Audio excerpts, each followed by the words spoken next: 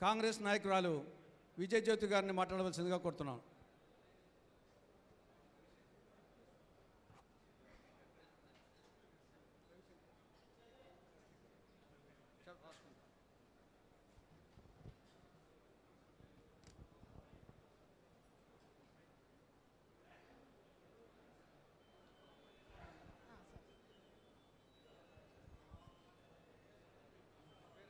అందరికీ నమస్కారం.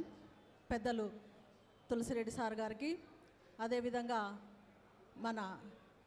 మన అందరికీ ఎంతో ప్రియంగా ఉన్నటువంటి స్వర్గీయ శ్రీ వివేకానంద రెడ్డి సార్ గారి కుమార్తె సునీతమ్మ గారు, అల్లుడు రాజశేఖర రెడ్డి గారికి, చేరవచ్చిన వారందరికీ ఈరోజు స్వర్గీయ వివేకానంద రెడ్డి సార్ గారి 5వ వర్ధంతి సందర్భంగా వచ్చినటువంటి అందరికీ నమస్కారాలు తెలియజేసుకుంటూ ఉన్నాం. ఈ సమయము అందరూ తెలిసిందే. వివేకానంద రెడ్డి సార్ గురించి మన కడప జిల్లా వాసులకు తెలియని వారంటూ ఎవరు ఉండరు. ఆయన గురించి చెడు అని చెప్పేవాళ్ళు ఎవరు ఉండరు. మృదు స్వభావి, అందరినీ ఎంతో సౌమ్యంగా తన అంత ఉన్నత స్థితిలో ఉన్నా కూడా సామాన్యుల్లాగా అందరినీ దగ్గర తీసుకొని ప్రతి ఒక్కరి విషయాల్లో తానే ముందుండి, ఒకరు ఒక సమస్య వచ్చింది అంటే ఆ పేపర్ పట్టుకొని ఆఫీసుల చుట్టూ ఆయనే తిరిగి అందరికీ సహాయం చేస్తున్నటువంటి గొప్ప నాయకుడు, మనకు ప్రియతమ నాయకుడు అయినటువంటి స్వర్గీయ రాజశేఖర రెడ్డి గారు 2 సార్లు ముఖ్యమంత్రిగా మన రాష్ట్రానికి ఎంతో మేలు చేసినటువంటి రాజశేఖర రెడ్డి గారి వాళ్ళ యొక్క సోదరుడు. చరిత్రలో రామలక్ష్మణులు ఏ విధంగా ఉంటారో మనకు తెలియదు, కానీ రాముడికి తగినటువంటి తమ్ముడిగా, లక్ష్మణుడిగా వివేకానంద రెడ్డి గారు ఇక్కడ ఉండడం మనందరికీ తెలిసిందే. కానీ ఎంత బాధాకరమైన విషయం అంటే, దేవుడు ఆయుష్ పెట్టిన దానికంటే ముందు కొందరు రాక్షసులు తమ స్వార్థం కోసం ఆయనను పొట్టడు పెట్టుకోవడం అనేది అందరి మనసులను కలిచివేస్తూ ఉంది. అది సరైనది కాదు. ఎన్నిసార్లు ఒక తల్లి, ఒక భార్య 5 సంవత్సరాల నుంచి వారు ఎంతో ఆవేదన పొందుతూ ఉన్నారు. కనీసం ఎఫ్ఐఆర్ దాన్ని ఫైల్ చేయడానికి 120 రోజులు పడుతుందా? ఒక సామాన్యుడికైతే ఇమీడియట్గా చేస్తారే. ఒక ముఖ్యమంత్రిగా ఉన్నటువంటి వారి చిన్నాన్న విషయంలో చనిపోతే ఎఫ్ఐఆర్ కావడానికి 120 రోజులు పడతాయా?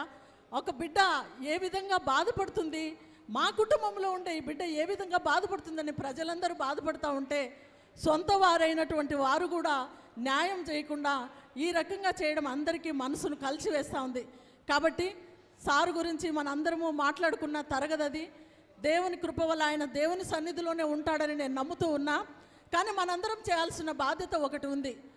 కోర్టులు వ్యతిరేకించినా, ఎవరు వ్యతిరేకించినా ప్రజలు అనుకుంటే చేయలేనిది ఏమీ లేదు. కాబట్టి ఒక తల్లిగా, ఒక భార్యగా వారు మన ముందు ఉన్నప్పుడు వారికి కావాల్సినటువంటి ఏ రకంగా సహాయం చేసి వాళ్ళని నిలబెట్టుకోవాలో అనేది ప్రతి ఒక్కరూ ఆలోచన చేసి భవిష్యత్తులో ఏం చేయాలనేది మనమందరము వారికి కావాల్సినది చేసి వారికి సహకారంగా ఉండి మన ప్రియతమ నాయకుడైన స్వర్గీయ వివేకానంద రెడ్డి గారి రుణం తీర్చుకోవాలని మీ అందరికీ తెలియజేసుకుంటూ ఈ అవకాశం ఇచ్చినందుకు అందరికీ మనస్ఫూర్తిగా ధన్యవాదాలు తెలియజేసుకుంటా.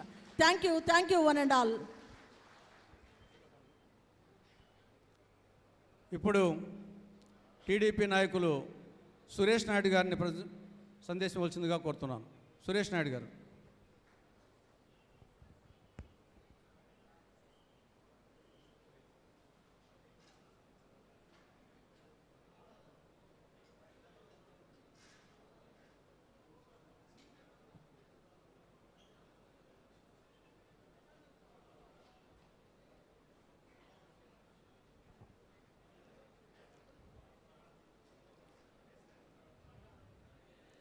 ఐదు సంవత్సరాల క్రితం మన మధ్య ఉన్నటువంటి ఒక మంచి మనిషి లేకుండా పోవడం, ఈరోజు 5 సంవత్సరాల తర్వాత ఆయన జ్ఞాపకార్థం స్మారక సభ ఇక్కడ జరుపుకుంటున్నాం. మమ్మల్ని ఆహ్వానించిన వివేకానంద రెడ్డి కుటుంబ సభ్యులకు ముందుగా ప్రత్యేక ధన్యవాదాలు తెలియజేసుకుంటున్నాను. వివేకానంద రెడ్డి అన్న గారు, మేము ఒక పార్టీలో ఉన్నా, తను కాంగ్రెస్ పార్టీలో ఉన్నా, కానీ ఎక్కడ కనబడినా అందరూ బాగుండారా అని పలకరించే వ్యక్తి, ఎంతో కలుబోతుగా మాట్లాడే వ్యక్తి. కానీ అతని హత్య మటుకు చాలా విచిత్రంగా జరిగింది. ఎందుకంటే ఒక క్రిమినల్ మైండ్ ఉన్న వ్యక్తి ఎంతో దూరాలోచనతో వివేకానంద రెడ్డి అన్న గారిని హత్య చేయడం జరిగింది. 16 నెలలు ఆర్థిక నేరాల కింద జైల్లో ఉండబడినటువంటి వైఎస్ జగన్మోహన్ రెడ్డి గారు ఒక సెంట్రల్ జైల్లో అనేక రకాల ఖైదీలు ఉంటారు. వాళ్ళందరితో స్నేహం ఏర్పంచుకొని జైల్లో నక్సలైట్లు ఉంటారు, టెర్రరిస్టులు ఉంటారు, దోపిడీదారులు ఉంటారు, రాజకీయ ఖైదీలు ఉంటారు, క్రిమినల్ మర్డర్ చేసే వాళ్ళు ఉంటారు. ముఖ్యంగా బీహారు ఈ చెడ్డీ గ్యాంగ్ అనేది వాళ్ళు ఒక వృత్తి పెట్టుకొని ఇతర రాష్ట్రాలకు పోయి ఆర్థిక నేరాల కోసం, డబ్బు కోసము వాళ్ళు వెనుక ముందు చూడకుండా రెక్కి నిర్వహించి రాత్రిళ్ళ పూట మర్డర్స్ చేసి ఉండేది దోచుకోపోవడము జరుగుతుంది. కానీ ఒక రాజకీయ లబ్ధి పొందడానికి వైఎస్ జగన్మోహన్ రెడ్డి వారి కుటుంబ సభ్యులు ఒక కుటుంబ సభ్యుని, ముఖ్యంగా చిన్నాయన అయినటువంటి వివేకానంద రెడ్డి గారిని వాళ్ళ కుటుంబంలోనే అత్యంత మంచి పేరు గల సభ్యుని అర్థమార్చడము. ఎందుకంటే జైల్లో అందరి ఖైదీలను కలిసి అక్కడ ఏ విధంగా చేస్తే బాగుంటుంది, ఒక్కొక్కరి చరిత్ర అక్కడ జైల్లో ఉంటుంది. వీళ్ళందరూ కలిసినప్పుడు వాళ్ళ చరిత్రలందరినీ మాట్లాడుకుంటారు. ఒక రాజకీయ లబ్ధి కోసం సొంత చిన్నాయన్నే ఒక పకడ్బందీగా రెక్కి నిర్వహించి రాజకీయం ఎలక్షన్లు తొందరలో ఉన్నాయి, లబ్ధి పొందాలా, తన ముఖ్యమంత్రి కావాలా, తనకు కావాల్సిన వారికి ఎంపీ టికెట్లు ఇవ్వాలా, సానుభూతి ప్రజల సానుభూతి పొందాలంటే సొంత చిన్నాయన్నే చంపి రెక్కి నిర్వహించి కుక్కను కూడా లేకుండా ముందుగానే కుక్కను కూడా చంపించి దాదాపు 40 కోట్ల రూపాయల డీల్తో సొంత చిన్నాయన్నే హతమార్చడం చాలా బాధాకర విషయం. ఎందుకంటే వాళ్ళ కుటుంబ సభ్యుల బాధ మనం తీర్చలేం. 5 సంవత్సరాలుగా పోరాడుతూ సునీతమ్మ కానీ వాళ్ళ కుటుంబ సభ్యులు కానీ న్యాయం జరగాల, ఇది 100% హత్యే, ఇది రాజకీయ హత్య అని ఆమె పోరాటానికి నేను శిరస్సు ఉంచి ఆమెకు ధన్యవాదాలు తెలియజేసుకుంటున్నా. ఈ పోరాటం ఆమె ఒక్కడితోనే కాదు, మనమందరం కలిసి కూడా వివేకానంద రెడ్డి గారి హత్యకు ప్రతీకారంగా న్యాయం జరిగేట్టుగా ఆ కుటుంబ సభ్యులకందరికీ మనం మనోధైర్యం కల్పించాలని చెప్పేసి మీకందరికీ నేను తెలియజేసుకుంటా. తప్పకుండా ఆ కుటుంబానికి న్యాయం జరగాల. వివేకానంద రెడ్డి హత్య కేసులో తప్పకుండా ఎవరైతే ముద్దాయిలు ఉన్నారో వాళ్ళందరికీ శిక్ష పడే విధంగా ఈ సభ ద్వారా తీర్మానం చేసి ఈ పోరాటాన్ని ఇంకా ఉధృతం చేయాలని చెప్పేసి, న్యాయం కోసం పోరాడే ప్రతి ఒక్క వ్యక్తి జ్ఞానంతో సమాజం కోసం ఇంకెవరూ ఇటువంటి పనులు చేయకుండా అందరం కలిసేట్టుగా ఈ పోరాటాన్ని విజయవంతం చేయాలని చెప్పేసి తెలియజేసుకుంటూ, మమ్మల్ని ప్రత్యేకంగా ఆహ్వానించిన వివేకానంద రెడ్డి గారి కుటుంబ సభ్యులందరికీ హృదయపూర్వక నమస్కారాలు తెలియజేసుకుంటూ సెలవు తీసుకుంటున్నాం. ఇప్పుడు స్వర్గీయ వివేకానంద రెడ్డి గారికి ముఖ్య స్నేహితుడు చంద్రమౌళి గారిని తమ సందేశం అందించవలసిందిగా కోరుతున్నాను.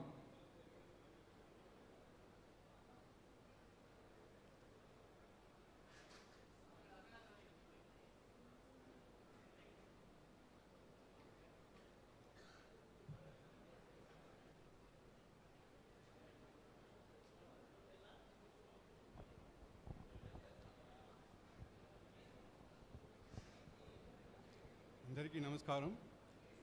సభా నిర్వాహకులు తులసిరెడ్డి గారికి, ఇక్కడికి చేసిన నా ప్రియమిత్రుడు వివేకానంద రెడ్డి అభిమానులందరికీ నా మనస్ఫూర్తిగా కృతజ్ఞతలు. ఈరోజు వివేకానంద రెడ్డి 5వ స్మారకోత్సవం నాడు నాకు రావడం కొంచెం బాధాకరమైనా కూడా రాగలిగాను. నాకు వివేకానంద రెడ్డి 1970 నుంచి తెలుసు. నేను అతను నాకన్నా 2000 పెద్దవాళ్ళైనా నేను అతను ఏజీబీ చదివాడు, నేను BA చదివాను తిరుపతిలో. కానీ నాకు 70 జూలై నుంచి అతను నాకు ముఖ్యమైన స్నేహితుడు. మాది ఎప్పుడు కంటిన్యూటీ ఆఫ్ ఫ్రెండ్షిప్ ఉంది 54 ఇయర్స్ నుంచి. Is a very rare person in public life. నాకు మా ఇద్దరికి ఎప్పుడు కనెక్టివిటీ ఉండేది. ఆయన చాలా ప్రోగ్రెసివ్ లీడర్. ఎస్పెషలీ కడప జిల్లా గురించి ఆయనకి ఎక్కువ శ్రద్ధ ఉండేది. నాతో ఎప్పుడు ఎన్నో విషయాలు పంచుకునేవాడు. నాకు 1970 నుంచి ఈ జిల్లాతో నాకు కూడా వాళ్ళ ద్వారా అనుభవంతో నాకు ఎప్పుడు ఉండేది. కానీ ఆయన is a very very economic development oriented person. నాతో ఎన్నో విషయాలు ఆయన జిల్లా గురించి కానీ ప్రోగ్రెసివ్ ఫర్దర్గా ఎట్లా చేయాలని చాలా విషయాలు నాతో మాట్లాడుకునే వాళ్ళం ఎప్పుడు కలిసినా కూడా. సో అటువంటి వ్యక్తి మన మధ్య లేకపోవడం చాలా బాధాకరం. వారు చిరస్థాయిగా ఈ జిల్లా ప్రజల్లో ఉంటారు. Is such a rare person in public life. ఈ కాలంలో ఉన్న పాలిటీషియన్స్ కూడా చాలా వరకు అతను చూసి నేర్చుకోవాలి. ఎందుకంటే సచ్ ఏ సింపుల్గా ఉండే వ్యక్తి we don't see these days at all. So I'm sorry. So I pay my tributes to him, and I thank the organizers for having given the occasion to speak on behalf of Vivekananda Reddy. Thank you, sir.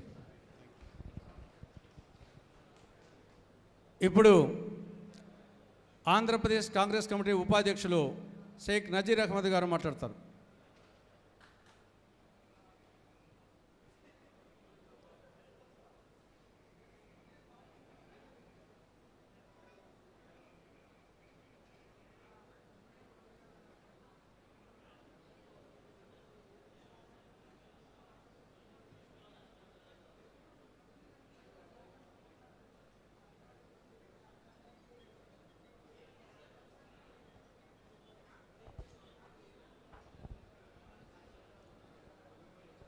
సభా అధ్యక్షులు,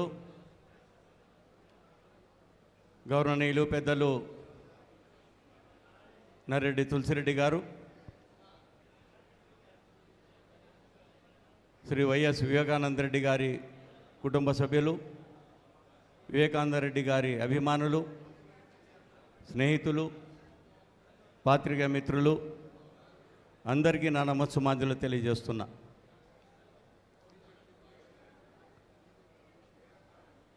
మృదు స్వభావి, అందరివాడు, అలుపెరుగని పోరాటం చేసేవాడు, కాంగ్రెస్ పార్టీలో ప్రతి కార్యకర్తకు నేనున్నానని భరోసా ఇచ్చినవాడు స్వర్గీయ వైఎస్ వివేకానంద రెడ్డి గారు. వైఎస్ వివేకానంద రెడ్డి గారు, ఆయనతో నాకుండే పరిచయం ముందుగా ఒకసారి నేను జ్ఞప్తికి తీసుకుంటున్నాను. మంగంపేట గ్రే వెరైటీస్కు సంబంధించి అక్కడ మాకు వైఎస్ రాజారెడ్డి గారు, వైఎస్ రాజశేఖర రెడ్డి గారు, వారితో పాటు వైఎస్ వివేకానంద రెడ్డి గారితో మనకు దగ్గరి సంబంధాలు ఉన్నాయి. ఒకసారి వైఎస్ వివేకానంద రెడ్డి గారు BSc అగ్రికల్చర్ పూర్తి చేసుకున్న తర్వాత మొదటిసారిగా ఆయన నేను చూసినప్పుడు ఆయన T-shirt, jeans pant, action shoes అవి వేసుకొని ఆయన చకచకా నడుస్తూ నేను వైఎస్ రాజశేఖర రెడ్డి సార్ కూర్చొని మాట్లాడేటప్పుడు అక్కడి నుంచి పోతుంటే వైఎస్ రాజశేఖర రెడ్డి గారు వివేకం అని పిలుస్తూనే దగ్గరికి వచ్చి చేతులు కట్టుకొని అన్న ముందర తల వంచుకొని నిలబడ్డాం నేను చూశాను. ఆ రోజు రాజశేఖర రెడ్డి గారు నాకు వైఎస్ వివేకానంద రెడ్డి గారిని పరిచయం చేయడం జరిగింది. ఆ తర్వాత వివేకం, నజీర్ గారికి మైన్స్ ప్రాబ్లం ఒకటి ఉంది, వాళ్ళ మైన్స్లో కొంతమంది రౌడిజం చేస్తున్నారు, ఆ మైన్ కబ్జా చేస్తున్నారు, ఆ విషయంలో కొంచెం సహాయం చేయి నజీర్ గారికి అని అంటే సరే అని తల ఊపి నోటి నుంచి ఒక్క మాట కూడా రాలేదు. సరే అని తల ఊపి పక్కకు వచ్చేశారు. నన్ను పిలిచారు, అన్నా నజీర్ అన్న ఏదో ప్రాబ్లం అన్నారు చెప్పండి అని. ఇట్లా పరిస్థితి ఉందని చెప్తే మీరు జీప్ ఎక్కండి అన్నారు. నేనేం చెప్పాను, అన్నా అక్కడ చాలామంది ఉన్నారు, రౌడీలు ఉన్నారు, మనం పోతే ఎట్లా అని అంటే, నేను కొట్లాటకు పోవడం లేదు, నేను మాట్లాడేదానికి పోతున్నాను, మీరు జీప్ ఎక్కండి నేను ఉన్నాను కదా అని చెప్పి నన్ను జీప్ ఎక్కించుకొని తీసుకుని పోవడం జరిగింది. మరి అక్కడికి పోయిన తర్వాత ఎవరు వస్తున్నారు అని తెలుసుకున్నా అక్కడ ఉండే కొంతమంది రౌడీలు, అక్కడ ఉండే దౌర్జన్యం చేసేవారు అక్కడి నుంచి పారిపోయినారు. నేను ఆ సీన్ ఇప్పటికి కూడా మర్చిపోలేను. అక్కడ పోయిన తర్వాత YS Rajareddy, YS Rajasekhara Reddy support ఉంది వీళ్లకు, వీరు ఎవరైనా ఈ మైన్స్ దగ్గరికి వస్తే బాగుండదని చెప్పి అక్కడ ఉండే వాచ్మెన్కి ఒక మాట చెప్పి అక్కడి నుంచి పక్కకు వెళ్ళిపోవడం జరిగింది. మేము అక్కడి నుంచి రావడం జరిగింది. అది ఆయనతో ఉండే పరిచయం.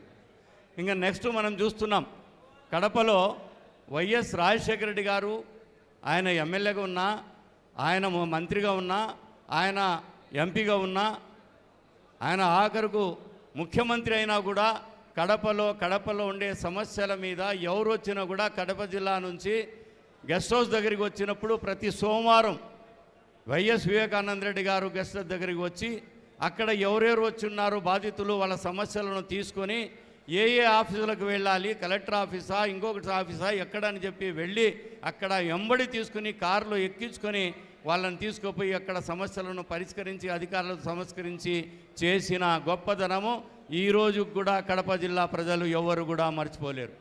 మరి అటువంటి వ్యక్తి మేము చూసాం.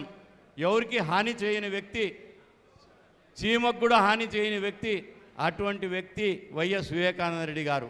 అటువంటి వివేకానంద రెడ్డి గారిని హత్య చేయడం, అతి కిరాతకంగా అతి దారుణంగా హత్య చేయడం, హత్యను కూడా రాజకీయం చేసుకున్న ఘనత వైఎస్ విజయసాయిరెడ్డి గారికి.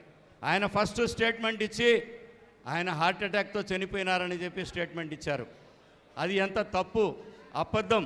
తర్వాత అధికారంలోకి వచ్చేదానికి వైఎస్ వివేకానంద రెడ్డి హత్యను కూడా రాజకీయం చేసుకుంటూ ఆ రోజు వారు చేసిన రాజకీయం మనందరికీ తెలిసిందే. ఇప్పుడు మళ్ళా నేను ఒకసారి ఇప్పుడు చెప్తున్నా, నేను వైఎస్ జగన్మోహన్ రెడ్డి గారిని ఈ సభాముఖంగా నేను అడుగుతున్నా, అయ్యా మీరు మీ చిన్నాన్న హత్య విషయంలో సిబిఐ ఎంక్వైరీ కావాలన్నారు, తర్వాత వద్దన్నారు, తర్వాత మీరే ముఖ్యమంత్రి అయ్యన్నారు. మీరు ఒకవేళ ఎవరైతే హత్య చేశారో హంతకులను పట్టుకోవాలనంటే ఒక ముఖ్యమంత్రిగా మీకు ఇది చాలా సామాన్యమైన విషయం. మీరు ఎందుకు న్యాయం అడగడం లేదు, ఎందుకు న్యాయం చేయలేకపోయినారు? మీ సొంత మీ చెల్లికి మీకు మీ కుటుంబ సభ్యులకు జరిగిన హత్య గురించి మీరెందుకు న్యాయం చేయలేకపోయినారు?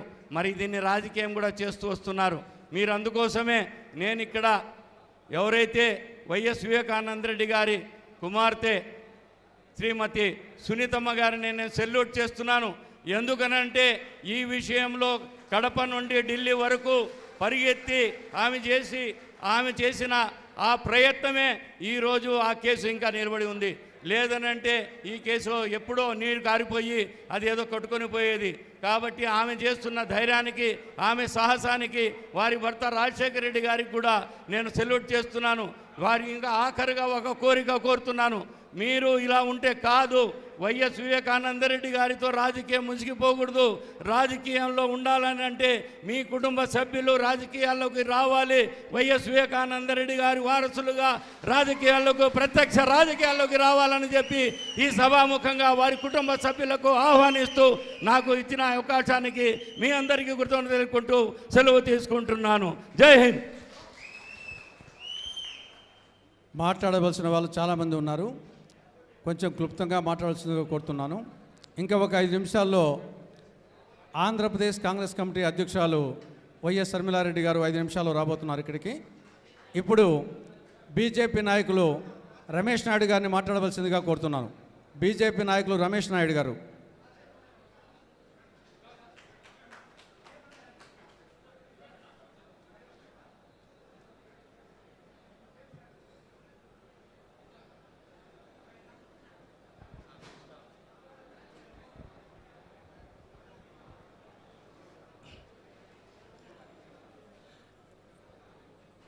ఈరోజు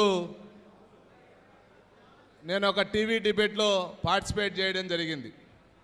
కానీ నాకు ఆ ప్రారంభ ఉపన్యాసంలో ఆ చర్చలో పెద్దలు స్వర్గీయ వివేకానంద రెడ్డి గారి యొక్క ప్రయాణం నాకు గుర్తొచ్చింది.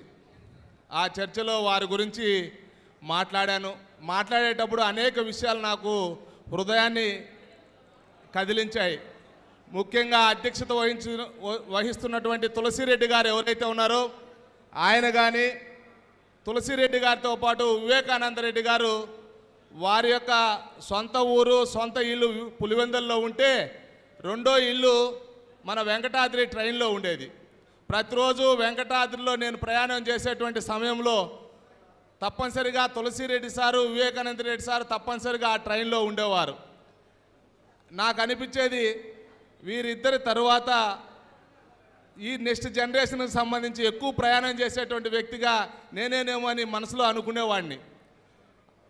తులసిరెడ్డి సార్ కారణంగా నాకున్నటువంటి చిన్నప్పటి నుంచి, నేను విద్యార్థి నాయకుడిగా ఉన్నప్పటి నుంచి కూడా తులసిరెడ్డి గారు నన్ను చాలా ప్రేమగా చూసేవాడు. అదే ప్రేమతోటి వివేకానంద రెడ్డి గారిని కూడా వెంకటాద్రి ట్రైన్లో నాకు పరిచయం చేసిన తర్వాత ఎప్పుడు ఆ వెంకటాద్రిలో కలిసిన ఎంతో ఆప్యాయంగా, రాజకీయాలకు అతీతంగా మన జిల్లా వాడు, నెక్స్ట్ జనరేషన్కి సంబంధించినటువంటి వ్యక్తులు, సిద్ధాంత రాజకీయాలతో ముందుకు పోతున్నటువంటి మీలాంటి వాళ్ళందరినీ కూడా పార్టీలకు అతీతంగా మేము ప్రోత్సహించాలి తమ్ముడు అని చెప్పి ఎప్పుడు ఆయన అన్నటువంటి మాటలు ఏవైతే ఉన్నాయో అవి నా హృదయాన్ని ఈరోజు కదిలించాయి. నిజంగా వారికి అలాంటి వ్యక్తులు అజాత శత్రువు, మానవత్వం పరిమళించేటువంటి వ్యక్తి, మృదు స్వభావి, అలాంటి వ్యక్తులు మన మధ్యలో లేకపోవడం దురదృష్టం. అలాంటి వ్యక్తి మన జిల్లాలో పుట్టడం మనందరి యొక్క అదృష్టం. సో ఈ సందర్భంగా అక్కగారు చేస్తున్నటువంటి పోరాటం ఏదైతే ఉందో ఈ జనరేషన్ యువతకంతా కూడా ఒక ఐకాన్, పొలిటికల్ ఐకాన్గా సునీత గారు నిలబడ్డారు. వారి యొక్క పోరాటానికి అందరి యొక్క సహకారం ప్రత్యక్షంగా పరోక్షంగా ఉంటుందని చెప్పి ఆశిస్తూ ఈ అవకాశం ఇచ్చినటువంటి మీ అందరికీ కూడా ధన్యవాదాలు. మరొకసారి వారికి అంజలి ఘటిస్తున్నాను.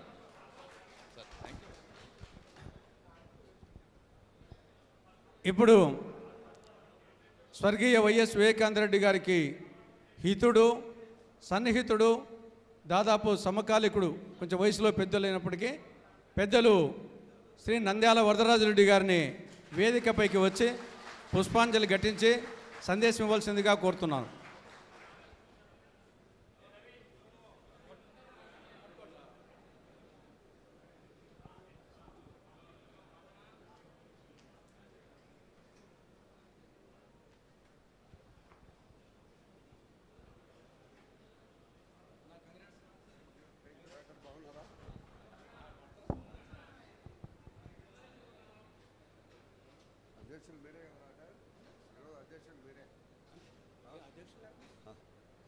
అధ్యక్షుల వారు స్వర్గీయ వివేకానంద రెడ్డి గారు 5వ వర్ధంతి సందర్భంగా ఇక్కడికి హాజరైన సోదరులు సోదరిమణులు అందరికీ కూడా హృదయపూర్వక ధన్యవాదాలు తెలియజేస్తున్నాం. వివేకానంద రెడ్డి నేను దాదాపుగా 25 సంవత్సరాలు మంచి స్నేహితులు. నేను ఎమ్మెల్యేగా, ఆయన ఎమ్మెల్యేగా, ఎంపీగా, మంత్రిగా దాదాపు ఒక 25 సంవత్సరాలు మంచి స్నేహితులము. జిల్లాలో అందరికంటే మేము ఇద్దరము ఎక్కువగా సన్నిహితంగా ఉండేవాళ్ళము, ఎప్పుడు తరచుగా మాట్లాడుకునేటంటే వాళ్ళం. అటువంటి మంచి మిత్రుడు కోల్పోయినందుకు ఆ జరిగిన సందర్భంగా చాలా దుఃఖపడడం జరిగింది, చాలా బాధపడడం కూడా జరిగింది. వివేకానంద రెడ్డి అనే వ్యక్తి ఎంత మంచివాడో మీకు అందరికీ నేను చెప్పాల్సినంత అవసరం లేదు. చాలా సౌమ్యుడు, మితవాది. ఎవరినైనా కానీ ఒక కానిస్టేబుల్ని కూడా సార్ అని పిలుస్తాడు. నేను ఎంపీనని కానీ ఎమ్మెల్యేనని కానీ ఏం లేకుండా మేమందరము పేర్లతో సిఐ గారు, ఎస్ఐ గారు, డిఎస్పీ గారు, కలెక్టర్ గారు అని పిలిచేవాళ్ళము. కానీ వివేకానంద రెడ్డి ఒక చిన్న ఎస్ఐని కూడా సార్ అని పిలిచేవాడు. మేము అప్పుడప్పుడు చెప్పేవాళ్ళం, మన కొంచెం వాళ్ళకంటే మన గవర్నమెంట్లో వాళ్ళు పనిచేస్తున్నారు కాబట్టి పేర్లతో పిలుచు, ఎస్ఐ అని పిలుచు, సిఐ అని పిలిచిన లేదని అనేవాడు. ఎప్పుడన్నా మా దగ్గరికి ఆయన వచ్చినప్పుడు మేము దగ్గరికి ఇప్పుడు ఎదురొచ్చి ఇంత దండం పెట్టేవాడు. అంత సౌమ్యుడు, అంత మంచివాడు. మరి దురదృష్టము ఆయనకు చాలా కాలం ఇంకా మనతో కలిసిమెలిసి ప్రయాణం చేసే పరిస్థితి లేకుండా దేవుడు ఒక డెడ్ లైన్ పెట్టినాడు. ఆ డెడ్ లైన్ ప్రకారం ఆయన చనిపోవడం జరిగింది. భవిష్యత్తులో ఆయన నేను చాలా అభివృద్ధి కార్యక్రమాలు చేసినాం. ప్రొద్దుటూరులో రాజశేఖర రెడ్డి గారు ఉండబడినప్పుడు ఎక్కడ జిల్లాలో ఎక్కడ ఏమి పంచాయతీలు ఉండబడిన పార్టీలో కలహాలు ఉండబడినప్పటికీ మమ్మల్ని ఇద్దరిని షేక్ హుస్సేన్ గారిని పంపించి నేను వివేకానంద రెడ్డి షేక్ హుస్సేన్ గారు వీళ్ళందరం పోయి ఆ నియోజకవర్గాల్లో పనులన్నీ కూడా వాళ్ళ మధ్యన సయోధ్య కుదిర్చేవాళ్ళం. అంత మంచి మిత్రుడు. మరి మేమందరికీ ఈరోజు ఆయన లేకుండా పోవడం అనేది మనం ఉన్నాం. ఆయన లేకుండా పోవడం, ఆయన స్వర్గంలో ఉండి కూడా చూస్తూ ఉంటాడు. చాలా మంచి వ్యక్తి. ఎవరికి ఏ చిన్న అపకారం కూడా చేయని ఒక మంచి వ్యక్తి చనిపోయిన సందర్భంగా 5వ వర్ధంతి మనం జరుపుకుంటున్నాము. భవిష్యత్తులో వారు ఏ నిర్ణయాలు తీసుకున్నా కూడా వారి కుటుంబ సభ్యులు ఏ నిర్ణయం తీసుకున్నప్పుడు కూడా దాన్ని కట్టుబడి వాళ్ళతో ప్రయాణం చేస్తామని మీకు అందరికీ తెలియజేస్తూ సెలవు తీసుకుంటున్నాను.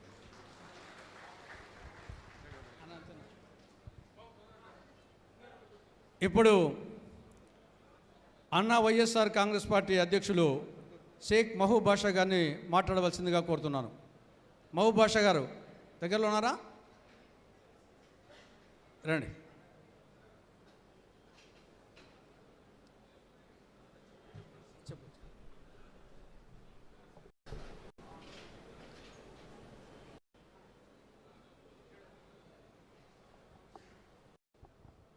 ఈరోజు సభాధ్యక్షుల వారికి, సభకు ఇచ్చేసినటువంటి మిత్రులందరికీ అన్న వైఎస్ఆర్ కాంగ్రెస్ పార్టీ నమస్సుమంజలి. అత్యంత మేధావి, ఎడ్యుకేటెడ్ అయినటువంటి మా పార్లమెంట్ మెంబర్ వివేకానంద రెడ్డి గారిని మించిన పార్లమెంట్ మెంబర్ లేరు. ఈరోజు ఇంత దురాగతానికి పాల్పడినటువంటి ఎవరైతే ఇతని హత్య చేశారో వాళ్ళంతటువంటి కీచాతి కీచకులు, దుష్టులు, దుర్మార్గులు. మరి కులాలు తన కుటుంబంలో జరిగినటువంటి ఈ యొక్క అన్యాయాన్ని బహిరంగపరచకుండా, అన్యాయం జరిగిన నిమ్మకు నీరెత్తకుండా ఉన్నటువంటి ముఖ్యమంత్రి గారికి ఈ వేదిక నుండి అడుగుతున్నా, అయ్యా నీ ఇంట్లో వేరే వ్యక్తి రాజకీయంగా ఎదగకూడదా అని అడుగుతున్నా. నీకు ఎదురెగుతున్నారని, నీ రాజకీయానికి అడ్డు వస్తాడని, నీ ఛాతి నిజంగా ఎవరైనా హత్య చేస్తే దాన్ని ఖండించి, దాన్ని ఇప్పుడు నువ్వు అధికార హోదాలో ఉండి, ఈ అధికార హోదాలో నీవు అటువంటి దుష్ట దుర్మార్గుల్ని మరి పట్టి బంధించి వారికి సరి అయినటువంటి ఈ విధి విధానాల్లో అతని పైన చర్యలు తీసుకోవాల్సింది పోయి ఈరోజు సొంత కూతురు రోడ్డు మీదకి వచ్చి అన్నా నాకు న్యాయం కావాలి అని చెప్తుంటే న్యాయం చేయక, అదేవిధంగా ఈరోజు ఈ యొక్క డైనమిక్ సునీత మేడంని మరి ఈరోజు ఇక్కడ జరిగినటువంటి ఈ హత్యా ఉదంతాన్ని ఖండించడానికి పార్టీలకు అతీతంగా విచ్చేసిన ప్రతి ఒక్కరికి, ఈ సభా అధ్యక్షుల వారికి నమస్సుమాంజలు చెప్తూ ఈ యొక్క అవకాశం ఇచ్చినందుకు నేను థ్యాంక్స్ చెప్తున్నాను. రైట్ మా, ఇక అందరూ వచ్చి కూర్చోండి. అందరూ రండి మా, కూర్చోండి, వచ్చి కూర్చోండి. ఇప్పుడు ఆంధ్రప్రదేశ్ కాంగ్రెస్ కమిటీ ప్రధాన కార్యదర్శి సత్తార్ గారు మాట్లాడతారు. సత్తార్ గారు రండి. ఓకే అమ్మ, మిగతా వాళ్ళు కూర్చోవాలి.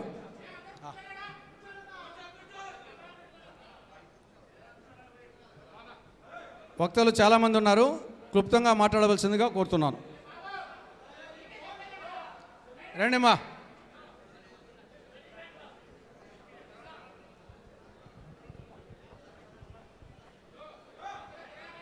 అందరికీ నమస్కారం.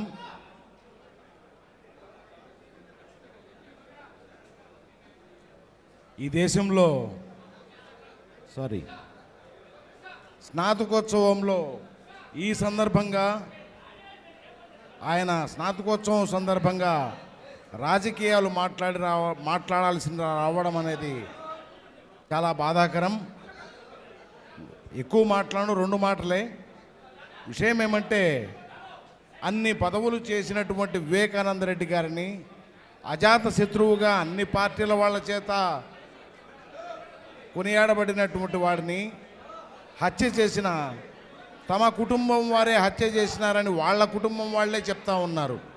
అటువంటి హత్యా రాజకీయాలు చేసినటువంటి ఎవరైనా సరే వాళ్ళను వెంటనే శిక్షించాలని చెప్పని ఈ సందర్భంగా కోరుతూ సెలవు తీసుకుంటున్నాను.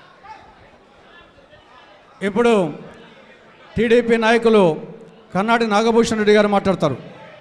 టీడీపీ నాయకులు కన్నాటి నాగభూషణ్ రెడ్డి గారు.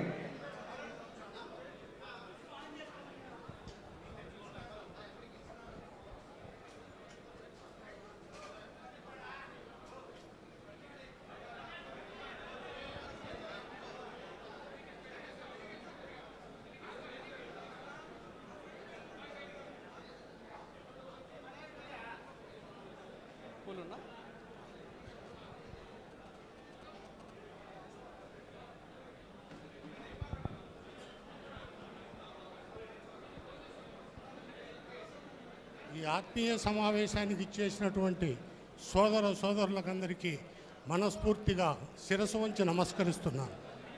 చాలా బాధాకరమైన విషయం. నేనైతే రాజకీయ ప్రసంగం చేయదలుచుకోలేదు, సుదీర్ఘ ప్రసంగం కూడా చేయను. 2 క్వశ్చన్లు అడుగుతున్న ఈ రాష్ట్ర ప్రభుత్వ అధినాయకుణ్ణి.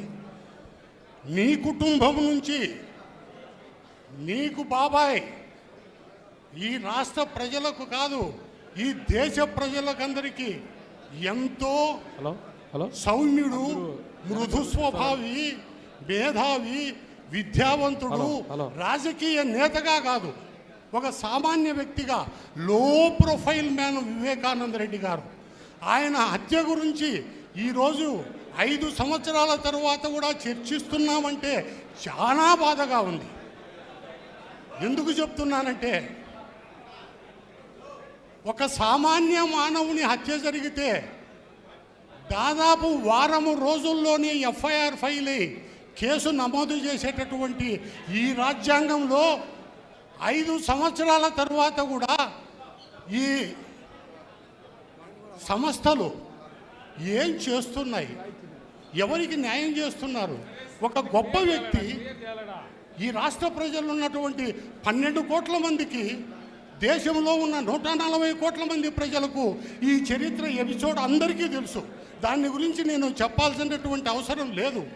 ఒకటి అడుగుతున్నా, నీ కుటుంబం, మన కుటుంబం నుంచి ఇంత ఘోరమైనటువంటి హత్య జరిగితే ఒక నిర్దోషికి 10 మంది దోషులు తప్పుకున్నా ఒక నిర్దోషికి శిక్ష పడకూడదు.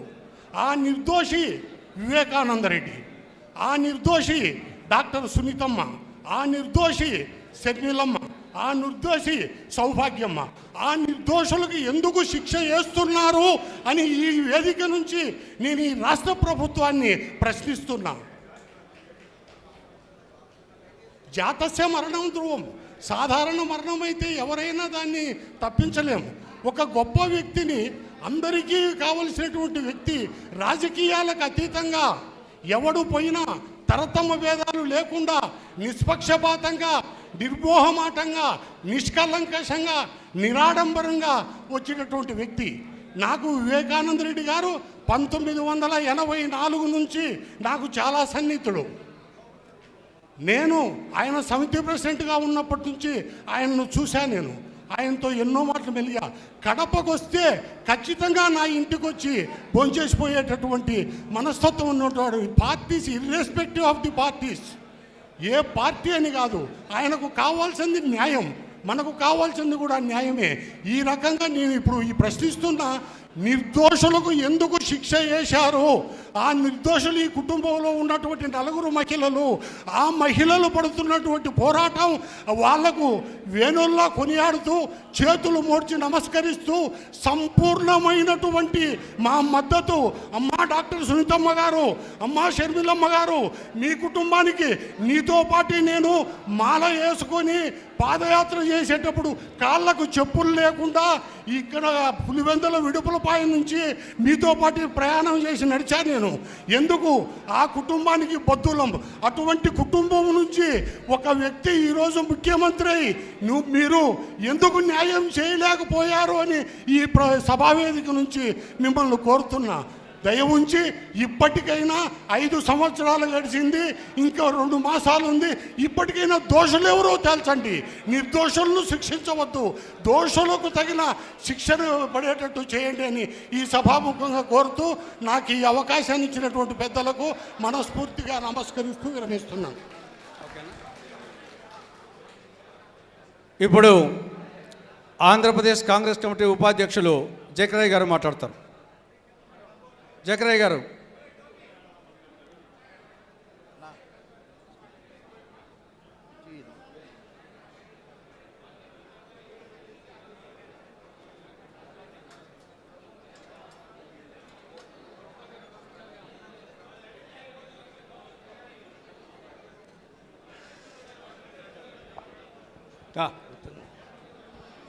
అందరికి వచ్చిన మీడియా మిత్రులకు, మా పిసిసి ప్రెసిడెంట్ సిరిమలమ్మ గారికి, సునీతమ్మ గారికి అందరికీ నా కృతజ్ఞతలు తెలుపుకుంటున్నాను.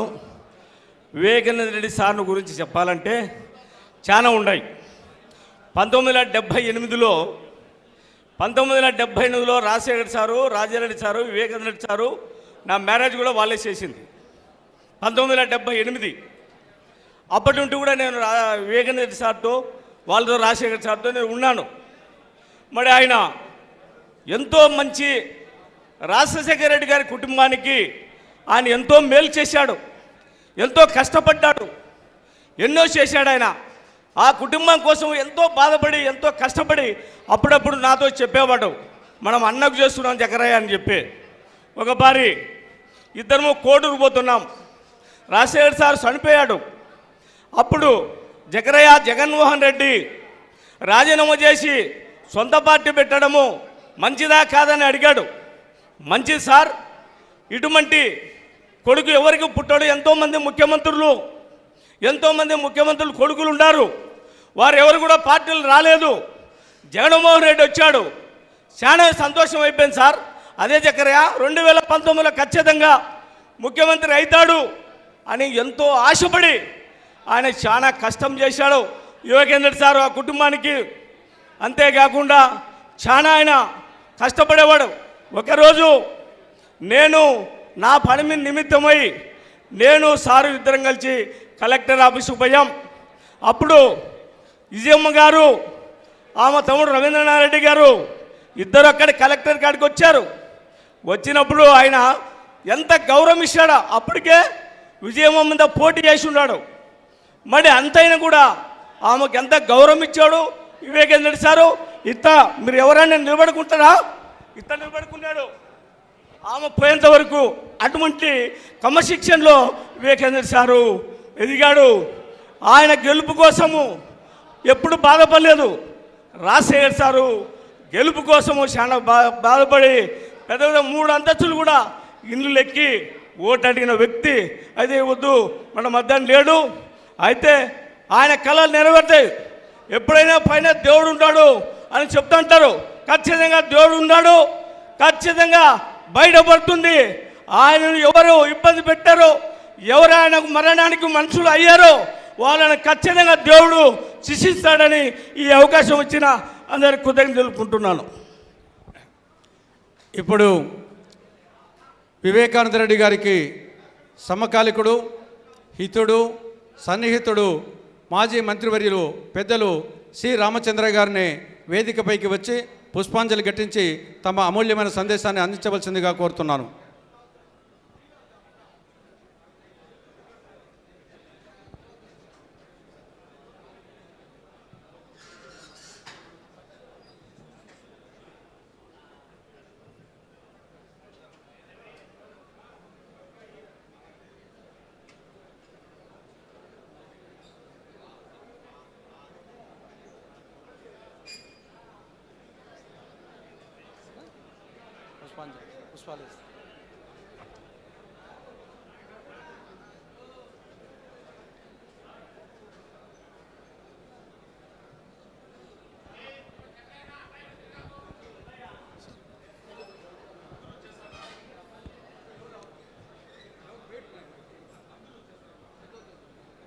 అందరికీ నమస్కారం.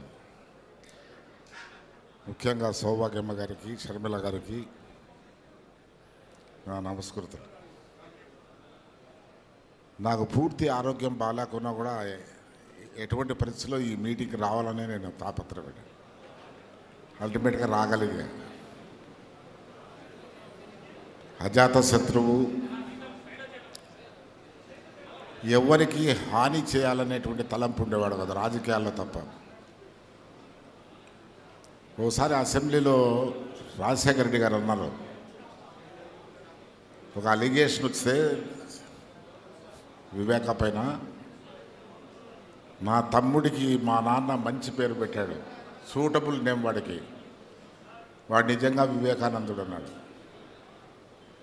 అప్పుడు అందరూ సంతోషించారు. చాలా గర్వంగా చెప్పుకున్నాడు రాజశేఖర రెడ్డి ఆ దినం. అటువంటి వివేకానంద రెడ్డికి ఇటువంటి పరిస్థితి వచ్చిందంటేనే నాకు చాలా బాధ కలిగింది. నాకు పొద్దున్నే ఫోన్ వచ్చింది ఆ దినం. హార్ట్ అటాక్ అంటే నేను కూడా నమ్మా, ఎందుకంటే అంత హెల్తీగా ఉన్నాడు ఏమి అనుకున్నా. తర్వాత చూస్తే డిఫరెంట్ స్టోరీస్ వచ్చాయి. కానీ ఒకటేమంటే దౌర్భాగ్యము, ఎవరైతే దాని నిజాన్ని బయట పెట్టాలని డిమాండ్ చేశారో వాళ్ళే ఆ నిజాన్ని కప్పిపించే ప్రయత్నాలు చేస్తున్నారు. ఇంతకన్నా దురదృష్టకరమైన సంఘటన లేదు. నా జీవితంలో అతి దురదృష్టకరమైన సంఘటన ఇదే అనిపిస్తుంది. నిజాలు నిర్భయంగా ఒప్పుకునే శక్తి ఉంది అతనికి. నా కమిటీలో పార్లమెంట్లో మెంబర్గా ఉండేవాడు. ఆ విధంగా ఎక్కువగా ట్రావెల్ చేశాం.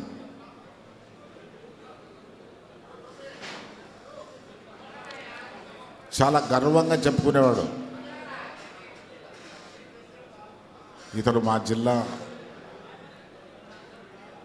అతనికి కొన్ని క్వాలిటీస్ ఉన్నాయి. ఆ క్వాలిటీస్ కాంటెంపరీ పాలిటీషియన్స్లో చాలా తక్కువ కనిపిస్తాయి. అటువంటి గొప్ప గుణాలు కలిగిన వ్యక్తి ఈ దినం న్యాయం కోసం ఆ మహాతల్లి సునీతమ్మ తిరుగుతుందంటే నాకు చాలా బాధాకరమైన విషయం. కానీ మేము జరిగినప్పుడు అక్కడ ఇరుక్కొని ఉన్నాం, మాట్లాడే పరిస్థితి లేకుండా ఉండే. దాని తర్వాత ఇటువంటి సంఘటనలు చూసిన తర్వాతనే లిబరేట్ అయ్యేది మంచిదని లిబరేట్ అయిపోయాను. నేనే I have totally liberated and ఎమాన్సిపేటెడ్.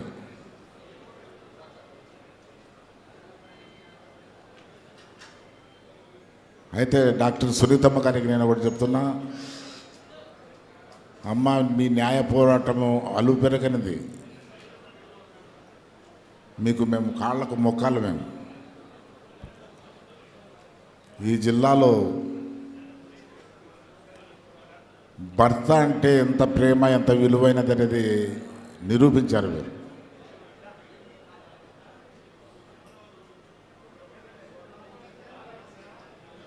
ఇతనికి నిజమైన కల్ప్రిట్స్ ఎవరున్నారో వాళ్ళన్నీ బయటికి తీసుకొచ్చి వాళ్లకు పనిష్మెంట్ ఇస్తే తప్ప అతనికి శాంతి చేకూరదు. ఎప్పుడు మంచి చేయాలని కొన్ని ఎన్టీ రామారావు క్వాలిటీస్ ఉన్నాయి. వివేకాలో చెప్పేవాడు, రాజకీయం అంటే మేలు చేయాలనేది నా సొసైటీకి. దాంట్లో నేను ఎన్టీ రామారావు గారితో పూర్తిగా ఏకీభవిస్తున్నాను అన్నాడు.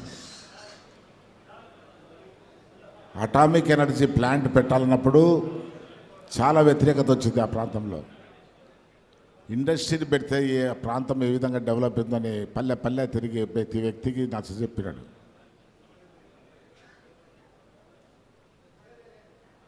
వ్యక్తిగతంగా ఎన్నో ఉంటాయి, అవన్నీ మనం మాట్లాడుకోవడానికి సమయం కాదు ఇది.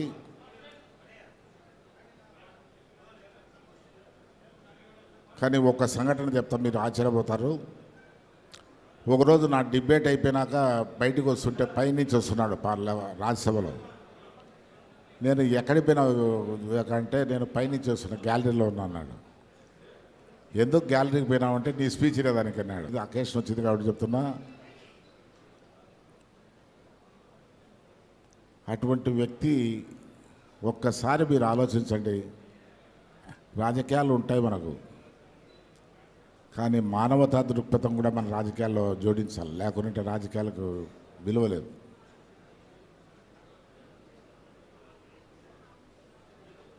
అందువల్ల నిర్భయంగా చెప్తున్నారు సునీలమ్మ గారు కానీ వాళ్ళు, కల్ప్రిట్స్ను they should be brought to book అని నిర్భయంగా మాట్లాడుతున్నారు వాళ్ళు. అందువల్ల ఈ కార్యక్రమము నిర్విఘ్నంగా కొనసాగాల. ఇది కొనసాగడానికి ప్రభుత్వం మారే పరిస్థితి కూడా వస్తున్నది. లేకుంటే అంతకుముందు అపోజిషన్ లీడర్గా ఉన్నప్పుడు వాళ్ళ ఇంట్లో నేను మీడియా వాళ్ళు వస్తే డిమాండ్ చేసేది నేను విన్నా చెవులారా, సిబిఐ ఎంక్వైరీ కావాలని చెప్పింది జగన్మోహన్ రెడ్డి గారు. తర్వాత ఆయన రాశాడు అవసరం లేదని. ఏ విధంగా డిఫెండ్ చేసుకుంటారో అర్థం కాదు, కానీ ఇవన్నీ మీకు తెలిసినట్టువే, నేను చెప్పాల్సిన అవసరంలే. బట్ ఒకటి, అమ్మ జిల్లా వాసులు మీకు ఎప్పుడు వెనక సపోర్టింగ్గా ఉంటారు. వ్యక్తిగత లాభాలు కలిగిన వాళ్ళు ఏమైనా రాలేకపోవచ్చు, కానీ వివేకానంద రెడ్డిని తెలిసినవాడు ప్రతి ఒక్కడు మీకు సపోర్టివ్గా ఉంటారు. మీ అందరికీ మేము ఉన్నాం తల్లి. మీరు వృత్తిలో పెద్ద డాక్టర్, 10 మందికి సేవ చేసే అవకాశం ఉంది, కానీ రాజకీయాల్లో చాలామందికి సేవ చేయొచ్చమ్మా. మంచి గుణాలు కలిగి ఫైటింగ్ స్పిరిట్స్ ఉంటాయి. మీ ఎట్లా ఫైటింగ్ స్పిరిట్స్ ఉండే వాళ్ళైతే తప్పకుండా సేవ చేయగలుగుతారు ఎక్కువ మందికి. మీ రాజకీయాల్లోకి రండి, పార్టీలకు అతీతంగా మేము సపోర్ట్ చేస్తామని కూడా చెప్తున్నాం. నమస్కారం.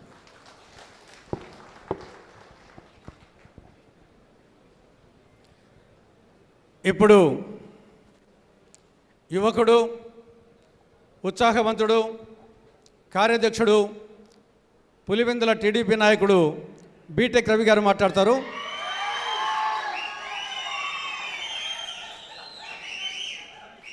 తర్వాత శర్మిలమ్మ గారు మాట్లాడతారు.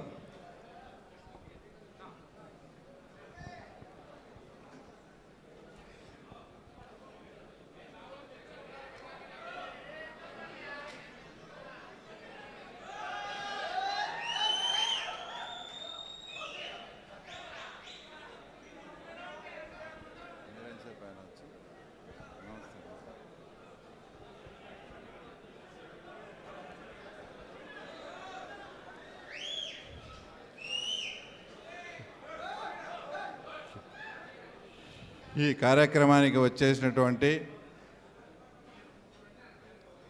అందరికీ కూడా ప్రతి ఒక్కరికి పేరు పేరున నమస్కారాలు తెలియజేసుకుంటూ, తర్వాత ఇక్కడ ఉన్న వాళ్ళు కూడా అందరూ కూడా అంటే నాకు వివేకానంద రెడ్డితో ఉండే అనుబంధం కూడా చెప్తాను. ఆ తర్వాత ఫస్ట్ 2017 ఎలక్షన్స్లో ఆయన నేను ఇద్దరం కలిసి పోటీ చేశాము. అంటే ఒకరి మీద పోటీ చేయాల్సి వచ్చింది. అప్పుడు ఆ ఎలక్షన్ పోటీ చేశాము. పోటీ చేసిన తర్వాత ఫలితం వచ్చిన తర్వాత కూడా ఎక్కడైనా నేను కానీ కనపడినా కానీ,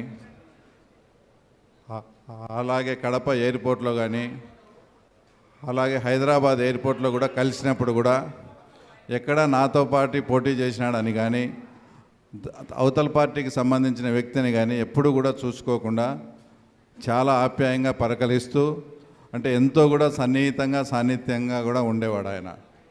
అసలు ఒక్కోసారి ఎయిర్పోర్ట్లో ఎక్కడైనా కలిసినప్పుడు ఆయన పక్కన వేరే వాళ్ళు కూర్చున్నా కూడా ఆ ఫ్లైట్లో ఆయనే పక్క నుండి అతను రిక్వెస్ట్ చేసి నన్ను దగ్గరికి పిలిచి, ఆ తర్వాత ఇద్దరం పక్కపక్కన కూడా 3-4 టైమ్స్ జర్నీ చేసినాం. అంటే ఒక 45-50 మినిట్స్ ఇద్దరం కలిసే పక్కపక్కన కూర్చొని కూడా జారీ చేశాం. అంటే ఎక్కడా కానీ ఆయనకు వేరే రకమైన ఆలోచన కానీ, అంటే ఇద్దరం కలిసి పోటీ చేసినామే అని కానీ ఎక్కడ ఆ తారతమ్యమే లేకుండా ఎంతో సౌమ్యంగా కూడా నాతో చాలా హాయిగా కూడా గడిపిన సందర్భాన్ని తర్వాత ఈ సందర్భంగా కూడా మేమంతా కూడా గుర్తు చేసుకోవాల్సి వచ్చింది. అలాంటి వ్యక్తి అలాంటి వ్యక్తిని మనం పోగొట్టుకోవాల్సి వచ్చిందంటే కూడా అందరి తరపున కూడా చాలా మనస్ఫూర్తిగా కూడా బాధపడాల్సిన పరిస్థితి ఇప్పుడు. అంటే వాళ్లకు అలాంటి వ్యక్తికి ఆ రకమైన చావు వచ్చిందనేది కూడా ఇక్కడ చాలా చాలా బాధాకరమైన విషయం. తర్వాత అదేదో ఆ రోజు ఇన్సిడెంట్ జరిగిన తర్వాత అప్పట్లో నాకు ఫోన్ వచ్చినప్పుడు ఎక్కడ కనపడినా కూడా చాలా ఆప్యాయంగా మాట్లాడేవాడు కదా అని ఆయన పలకరిద్దామా. ఆ తర్వాత ఆయనను ఇలా జరిగిందేమని వాళ్ళ ఇంటికి కూడా వెళ్ళాలి, వాళ్ళ ఇంటికి కూడా వెళ్ళి వాళ్ళ భార్య పిల్లలను కూడా పలకరిద్దామనే ఆలోచనతో మేమున్నాం. అప్పుడు సడన్గా 8:39 అయినప్పుడు ఫస్ట్ కమలాపురం ఎమ్మెల్యే గారు, తర్వాత ఇది తెలుగుదేశంలో చేసిన పని అని కూడా చెప్పడం నాకు ఇప్పటికీ కూడా చాలా బాధాకరంగా అనిపిస్తూ ఉంది. ఆయన ఆ మాట అనుకుంటే నేను ఆయన చివరి చూపు చూసే అవకాశం కూడా నాకు లేకుండా చేసినారు ఆ రోజు. వాస్తవంగా అయితే హార్ట్ అటాక్తో చనిపోయినాడు కదా, ఎక్కడ కనిపించినా పలకరిస్తూ ఉన్నాడు, మా మధ్య ఏం లేవు కదా అని ఆయన చూసేదానికి కూడా మేము పోవాలని కూడా డిసైడ్ అయిన తరుణంలో ఫస్ట్ కమలాపురం ఎమ్మెల్యే గారు అక్కడ హాస్పిటల్కి వచ్చి, తర్వాత దీని వెనక బీటెక్ రవి ఉన్నారు, వాళ్ళు ఉన్నారు, వీళ్ళు ఉన్నారు అని చెప్పడం, ఇంకా వాళ్ళ ఆ రకమైన నింద మా మీద వేసినప్పుడు మేము అక్కడికి పోవడం కూడా కరెక్ట్గా ఉండదని చెప్పేసి మేము ఆ రోజు వెళ్ళలేదు. అంటే మీరన్నీ కూడా ఇప్పటికీ ఇది 5 సంవత్సరాలు అయింది గడిచిపోయి, ఇక్కడ అందరూ కూడా మీరు కూడా అంతా కూడా వాస్తవాలన్నీ కూడా గమనించుంటారు. ఆయనకు ఆ రకమైన చావు రావడం ఎంతో బాధాకరం అయితే, ఆ చావు అనేది కుటుంబ సభ్యుల నుంచే వచ్చిందనడాన్ని మనకు చెప్పుకోవాలనే ఒక రాయలసీమ వాసిగా, ఒక పులివెందుల వాసిగా కూడా చాలా సిగ్గు. ఎందుకంటే ఆయన గడిపిన జీవితానికి, ఆయన చేసిన సేవకు కానీ ఆ రకమైన ఆలోచన వాళ్ళు ఎందుకు చేశారు, అంత ఘోరంగా ఎందుకు చేయాల్సి వచ్చిందని తలుచుకుంటే వాస్తవంగా అయితే ఇప్పటికీ నమ్మబుద్ధి కాదు.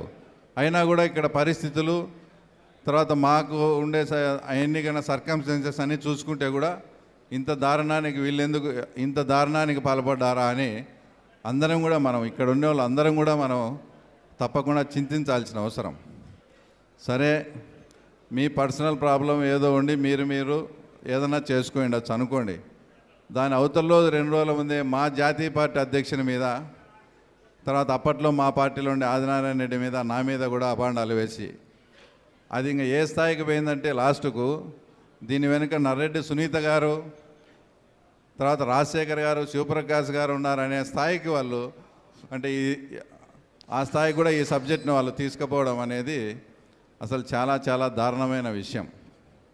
లాస్ట్కి ఏమైంది, తర్వాత మేము ఆ రోజు అప్పట్లో ఆ మర్డర్ జరిగిన తర్వాత వీళ్ళు కూడా, అంటే ఈరోజు ఎవరైతే ఈ సభ నిర్వహిస్తున్నారో మన సునీతమ్మ కావచ్చు, రాజశేఖర్ వాళ్ళు కావచ్చు, అప్పుడుండే పరిస్థితులను బట్టి వాళ్ళు చెప్పే విధానాన్ని బట్టి ఆ తర్వాత వాళ్ళు కూడా మేము కూడా దాంట్లో భాగస్వాములేమో అనే అనుమానం కూడా వాళ్ళకు వచ్చింది. అంటే ఆ పరిస్థితులు వాళ్ళకి కల్పించాల్సి వచ్చింది. వీళ్ళు ఆ పరిస్థితులు కల్పించారు.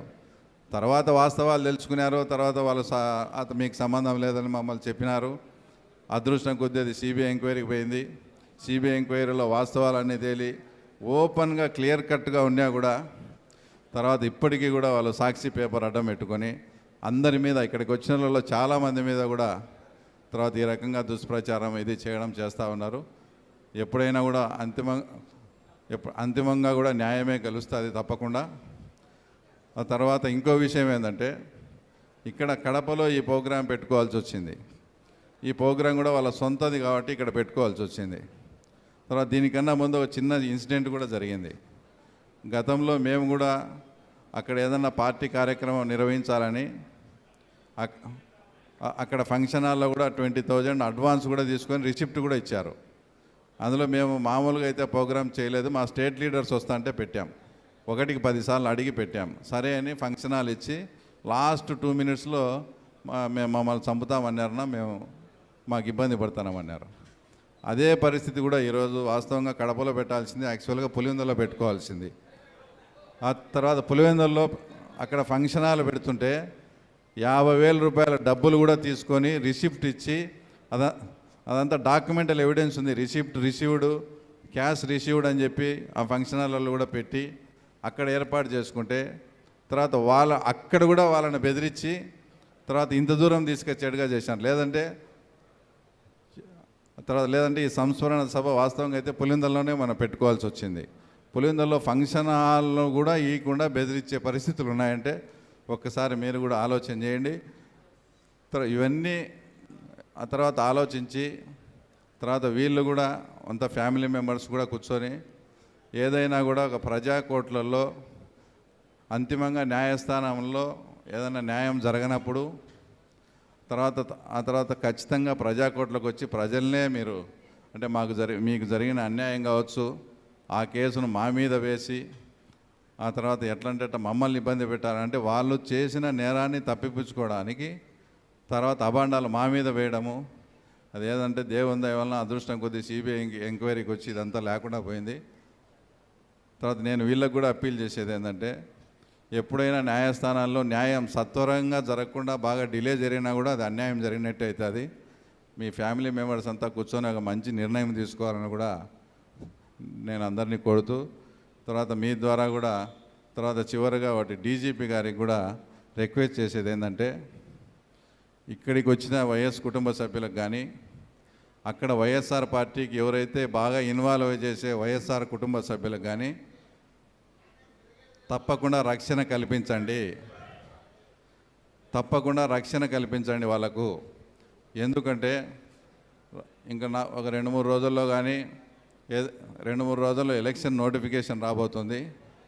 గతంలో 5 ఏళ్ల కిందట జరిగినట్లుగానే అది సానుభూతి కోసం కావచ్చు, అది కక్ష కోసం కావచ్చు, ఇంకా వేరే ఇతరత్ర ఏ కారణమైనా కానీ ఇంకొక ప్రమాదం జరగకుండా వాళ్ళ కుటుంబ సభ్యులకు ఎవరికి కూడా వాళ్ళ కుటుంబ సభ్యులకు ప్రమాదం జరిగితే అది మళ్ళీ ఆటోమేటిక్గా మా మీదకి వస్తుంది. కాబట్టి తప్పకుండా డీజీపీ కానీ కొడతానా అక్కడ వైఎస్ఆర్ పార్టీకి యాక్టివ్గా పనిచేసే వైఎస్ కుటుంబ సభ్యులకు కానీ ఈ కార్యక్రమానికి వచ్చిన వైఎస్ కుటుంబ సభ్యులకు కానీ తప్పకుండా రక్షణ కల్పించాలని కూడా మీ ద్వారా డీజీపీ వారిని కోరుకుంటూ ఈ అవకాశం ఇచ్చిన అందరికీ కూడా సెలవు తీసుకుంటున్నాను. Thank you. శర్మిలమ్మ గారు మాట్లాడే ముందు బీజేపీ నాయకులు హితులు సన్నిహితులు వివేకానంద రెడ్డి గారికి శ్రీ ఆదినారాయణ రెడ్డి గారిని మాట్లాడవలసిందిగా కోరుతున్నాను.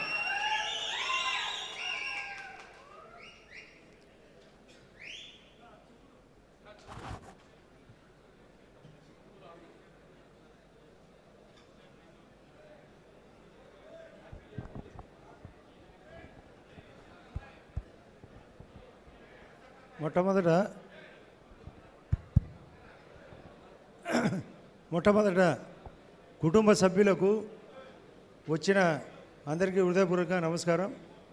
ఇక్కడ రాసిన కాన్సెప్టు మామూలుగా ప్రతి ఒక్కరు ఏదో కార్యక్రమం పెట్టినప్పుడు రాయడము అది కామన్. ఒక కవి రాస్తే అంతకంటే ఎక్కువ రాస్తారు. కానీ ఇది వాస్తవం ఇక్కడ రాసిన విషయం. ఆయన ఎంపీగా నేను ఎమ్మెల్యేగా కూడా పనిచేసిన. వాళ్ళ అన్న రాజశేఖర రెడ్డి గారు కానీ వాళ్ళ కుటుంబ సభ్యులు కానీ వాళ్ళ నాన్న రాజారెడ్డి కూడా మా కుటుంబానికి చాలా ఆప్తులు. కానీ సమీకరణ మారింది, సమస్యలు మారినాయి. నేను కూడా రాజకీయంగా విభేదించిన, కానీ ఎప్పుడు కూడా మేము కూడా ఫ్యాక్షన్ చేసినాం. ఇటువంటి దరిద్రమైన ఆలోచన ఎప్పుడు చేయలే. ఏంది ఇది మీ ముడబతుకు? చేస్తే చేయండి. వాళ్ళ పాపము వాళ్ళు సచ్చి సున్నమైతే అంటే వాళ్ళ మీద కేసు పెట్టడం.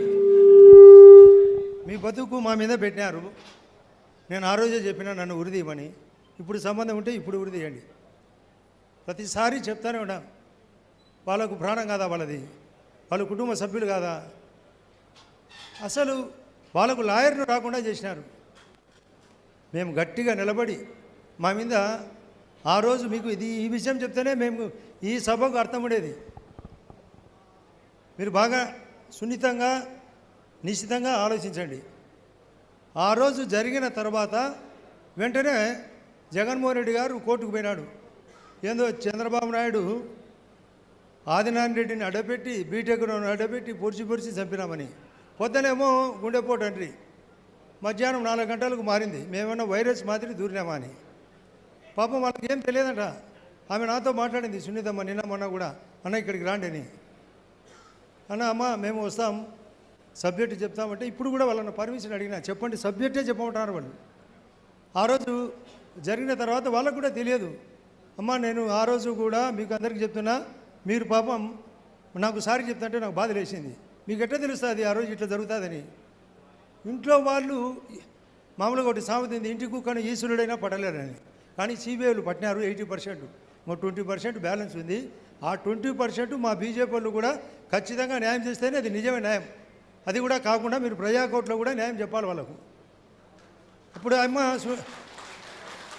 ఆమె ఇప్పుడు కాంగ్రెస్ పార్టీ తరఫున ఆమె ఫైట్ చేస్తుంది. చేతనైతే ఆమెకు కూడా మేము పార్టీని పక్కన పెట్టి ఆమె సిద్ధాంతాన్ని కూడా మీరందరూ కట్టుబాటు ఉండాలి.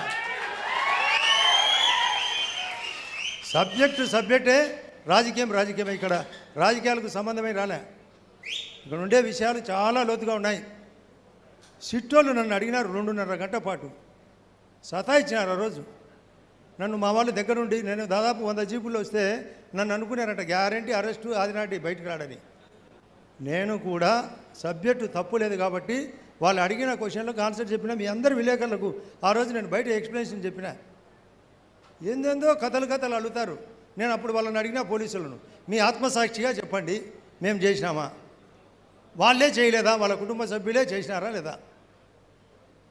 మేము చేసినామంటే మమ్మల్ని ఇక్కడే ఎన్కౌంటర్ చేయమని. లేదండి మేము దానికి లేదు సంబంధం, ఓన్లీ ఒక స్క్రిప్ట్ ఇచ్చినారు, ఆ స్క్రిప్ట్ ప్రకారం క్వశ్చన్లు అడుగుతున్నాం, క్వశ్చన్లు అడుక్కోండి, ఇంకా మళ్ళీ 10 సార్లు వస్తా. కొందరు వచ్చేది విలేకరులు, వాళ్ళను బీటెక్ రవిని ఆదినారాయణ రెడ్డిని ఎందుకు విచారించలేదని నేను దానికి ఆన్సర్ చెప్పిన. ఇక్కడ మీ టీవీ కెమెరా ఒకటి పోయింట్, అది ఇక్కడ ఉండే వాళ్ళు అందరినీ అనుమానపడతారు. ఆ కెమెరా ఒక దగ్గర దొరుకుతుంది, మిగతా వాళ్ళ దగ్గర ఎందుకు విచారిస్తారు? దొరికినారు, మీరు కుక్కల మాది దొరికినారు, చేసినారు, మళ్ళా చెప్పడం, ఇప్పుడు రాజకీయాల్లో అడ్డపెట్టడం, ఇది న్యాయమేనా? మీరు దయచేసి ఇక్కడ ఉండే గమనించే వాళ్ళందరూ ఆయన మీద ఎంత అభిమానంగా వచ్చినారో వాళ్లకు గట్టిగా స్టాండ్ ఇచ్చి వాళ్ళు ఏ నిర్ణయం తీసుకున్నా మేము పరోక్షంగా, మేము ఏ పార్టీ అయినా వాళ్ళకు పరోక్షంగా స్టాండ్ ఇచ్చి నిలబడతాం రాజకీయంగా. మీరు కూడా గట్టిగా చేతులెత్తి మేము కూడా నిలబడతామంటేనే ఈ యొక్క వివేకానంద రెడ్డికి ఆత్మకు శాంతి చేకూరేది. ఊరికి వచ్చినాం పోయినామని పెళ్ళికి వచ్చినట్టు కాదు. ఇది ఆత్మసాక్షిగా నిలబడాలా, ప్రజల్లోకి పోవాలా, ప్రజాకోర్టులో న్యాయం జరగాల. ఇదేమి ఏదో పల్లెల్లో బారా కట్ట ఆడుకునేటో లేదంటే చింతపిచ్చల ఆటో ఆడగల, వాళ్ళు ఇష్టం వచ్చినట్టు చేసి ఇప్పుడే బీటెక్ రవి చెప్పే ప్రకారం ఆడ పులివెందల్లో కూడా వాళ్ళకి హక్కు లేదా ఆడ సభ పెట్టుకునే దానికి. అమ్మ మీరు పులివెందలు పెట్టండి, మేము వస్తాం, మీ పులివెందల సభ జరిగేదానికి మేము గట్టిగా నిలబెడతాం. ఇది మంచి చెడ్డల మధ్య పోరాటం, ఇది ఆరాటం కాదు పోరాటం. చాలా విషయాలు రాజకీయం కూడా అందరము పరోక్షంగా సపోర్ట్ చేయాల్సిన అవసరం. తులసిరెడ్డి గారు స్థానికుడు, ఆయనకు తెలుసు మరింత లోతుగా, మాకు తెలుసు, ఇక్కడ కేవీపీ రామచంద్రరావు గారికి తెలుసు, ఆప్తుడు, వాళ్ళ కుటుంబానికి ఆప్తుడు, ఆయన కూడా అన్ని విషయాలు తెలుసు. వరదరాయుడు గారు వచ్చినారు, ఆయన కూడా అన్ని విషయాలు సన్నిహితంగా నడిపినాడు. అందరినీ దృష్టిలో పెట్టుకోండి. మేమందరం పరోక్షంగా, నేనైతే నా డైరెక్ట్గా నేను ఏమైనా పర్వాలే వాళ్ళకు సాయం చేసేదానికి వచ్చేదానికి నన్ను చాలామంది వద్దన్నారు. ఎవరు వద్దనే దానికి? ఒక పాపము బాధలో ఉన్నప్పుడు పరిష్కారం చూపినప్పుడే నిజమైన పరిష్కారం అది. ఆప్తుడుగా ఉండేవాళ్ళు ఆపదలో ఆదుకునేటోళ్ళే ఆప్తులు. సమస్యకు డెప్త్గా వాళ్ళు పెట్టినందుకు వాళ్ళు కూడా ఏదో ఒకటి గట్టిగా నిర్ణయం తీసుకోండి. మీ నిర్ణయానికి ప్రజాకోర్టులో న్యాయం జరుగుతుంది. ఆ బ్యాలెన్స్ కూడా ఇంకా కోర్టులో ఉంది. ఆ కోర్టు విషయాల్లో కూడా మేము సహకారం చేస్తూనే ఉన్నాం, మరింత సహకారం చేస్తాం. నాకైతే ఎంత బాధ ఉందంటే, నా భార్య కూడా ఆమె ఎంత బాధపడుతుందంటే, నువ్వు ఇంటికి వచ్చేంత వరకు నమ్మకం లేదంటే బీజేపీ దుప్పటి కప్తారని చెప్పుకొని వచ్చిన. అసలు ఆమె కూడా ఒక ఎక్స్ఎమ్మెల్యే పులివెందల శ్రీపాల్ రెడ్డి యొక్క కొడుకు కూతురు మనవరాలు. పులివెందలలో అన్ని విషయాలు ఆమెకు కూడా తెలుసు. ఆమెకు చెప్తారంట, నువ్వు ఎప్పుడు ఇంటికి వచ్చావో ముందు కాపాడుకొని. ఇదే రాజకీయం అంటే. ఫ్యాక్షన్ వాళ్ళు కూడా, వాళ్ళ పెద్దలు కూడా చాలా ఫ్యాక్షన్ విషయాలు తెలుసు. ఇట్లా చేయలే, డైరెక్ట్ ఏదన్నా ఉంటే డైరెక్ట్గా జరిగినాయి, డైరెక్ట్గా పరిష్కారం చూపినారు. కానీ ఇట్లా జరగకూడదు. రాజకీయాలు ఇట్లా జరగడం చాలా అన్యాయం. చాలా విషయాలు నేను మాట్లాడితే నేను ఏందో వ్యక్తిగతంగా మాట్లాడినట్టు అనుకుంటారు. కానీ ఇది వివేకానంద రెడ్డి గారి సావు ఆ విధంగా జరిగిండకూడదు. ఆయన చాలా సన్నిహితంగా, ఆయన పాపం ఆయన సొంతంగా బజార్లో టీ తాగిపోయి ఎవరికైనా పనిచేసి బండిలో కూర్చోబెట్టుకొని పోయేవాడు. నన్ను కూడా ఎన్నిసార్లు కూర్చోబెట్టుకొని నాకు కూడా రాజకీయాలు చాలా విషయాలు చెప్పినాడు. నాకు కూడా మార్గదర్శకుడు. రాజశేఖర్ గారి యొక్క ఆలోచన కూడా ఆయన రాజశేఖరే చెప్పాడు, నా తమ్ముడు నాకంటే కష్టజీవి, చాలా సున్నితుడని. కాబట్టి అటువంటి వ్యక్తిని ఈ విధంగా చంపడం తప్పు. దీనికి అందరం స్టాండ్ ఇవ్వాలని నా వంతుగా నేను మరింత స్టాండ్ ఇస్తానని హృదయపూర్వకంగా చెప్తూ వాళ్ళ కుటుంబ సభ్యులకు సానుభూతి చెప్తూ నమస్కరిస్తూ సెలవు తీసుకుంటాను. ఇప్పుడు ఆంధ్రప్రదేశ్ కాంగ్రెస్ కమిటీ అధ్యక్షురాలు స్వర్గీయ డాక్టర్ వైఎస్ రాజశేఖర రెడ్డి గారి ముద్దుల బిడ్డ శ్రీమతి వైఎస్ శర్మిలారెడ్డి గారు వేదికపైకి వచ్చి తమ చిన్నాన్నకు పుష్పాంజలి శ్రద్ధాంజలి ఘటించి తమ అమూల్యమైన సందేశాన్ని అందించవలసిందిగా కోరుచున్నాను.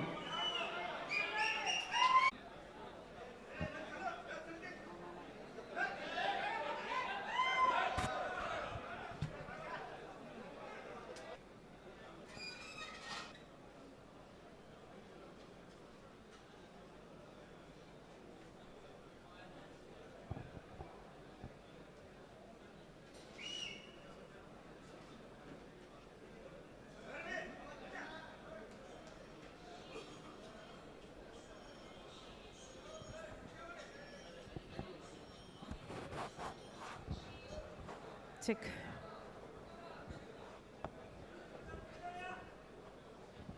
చెక్ రాజకీయాలకు అతీతంగా వైఎస్ వివేకానందరెడ్డి గారిని ఒక మంచి మనిషిగా గుర్తించి ఆయనకు నివాళులు అర్పించడానికి వచ్చిన ప్రతి ఒక్కరికి రాజశేఖర్ రెడ్డి గారి అభిమానులందరికీ మీడియా మిత్రులందరికీ మీ రాజశేఖర్ రెడ్డి బిడ్డ శిరస్సు వంచి చేతులు జోడించి మనస్ఫూర్తిగా నమస్కరించుకుంటాం.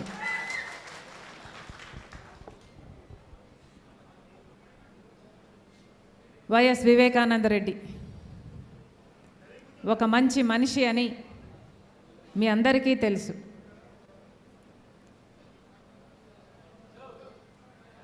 ప్రత్యేకమైన మనస్తత్వం, అద్భుతమైన వ్యక్తిత్వం, అందరికీ సహాయపడే గుణం, ఇవన్నీ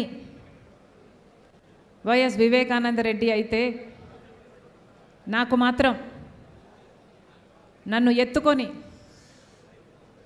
నా తండ్రి తర్వాత తండ్రి లాంటి వాడు చిన్నాన వైఎస్ వివేకానందరెడ్డి.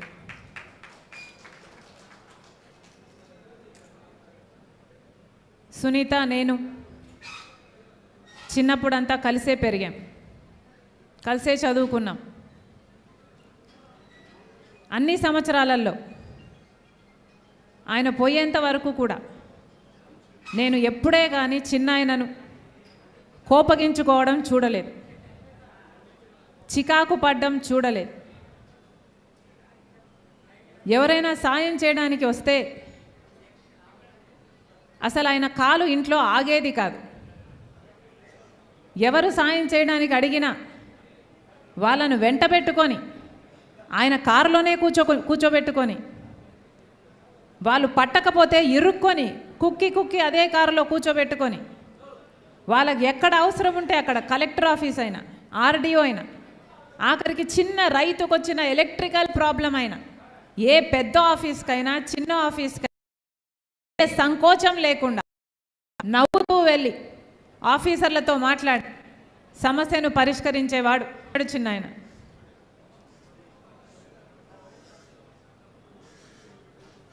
ఆఖరికి నాకు చిన్నాయన ఆఖరిసారి నన్ను కలిసింది నా ఇంటికి వచ్చాడు. వయసులో పెద్దవాడయ్యుండి ఎంతో ఓపిగ్గా నాతో అదే పనిగా కూర్చొని 2 గంటల పాటు ఒకటే అంశం, నువ్వు పోటీ చేయాలమ్మా అని, కడప ఎంపీకి నువ్వు పోటీ చేయాల్సిన అవసరం ఉంది అని. ఆఖరికి ఇంకా పెద్ద మనిషి మాట కాదనలేక అన్నీ అనుకూలిస్తే చేస్తాలే చిన్నానా అని చెప్తే తప్ప చిన్నాన ఆ రోజు లేచి వెళ్ళలేదు. అదే నేను చిన్నానను ఆఖరిగా చూసింది. ఈ రోజుకి చిన్నాన చనిపోయి 5 సంవత్సరాలు గడిచిపోయింది. ఆ రోజు చిన్నాన్న చావు నమ్మలేని నిజం. ఈరోజు రాజకీయ విషసర్పాల కోరల్లో చిక్కుకొని దుర్మార్గు పాలన చక్రాల కింద నలిగిపోతూ నిప్పు లాంటి నిజం.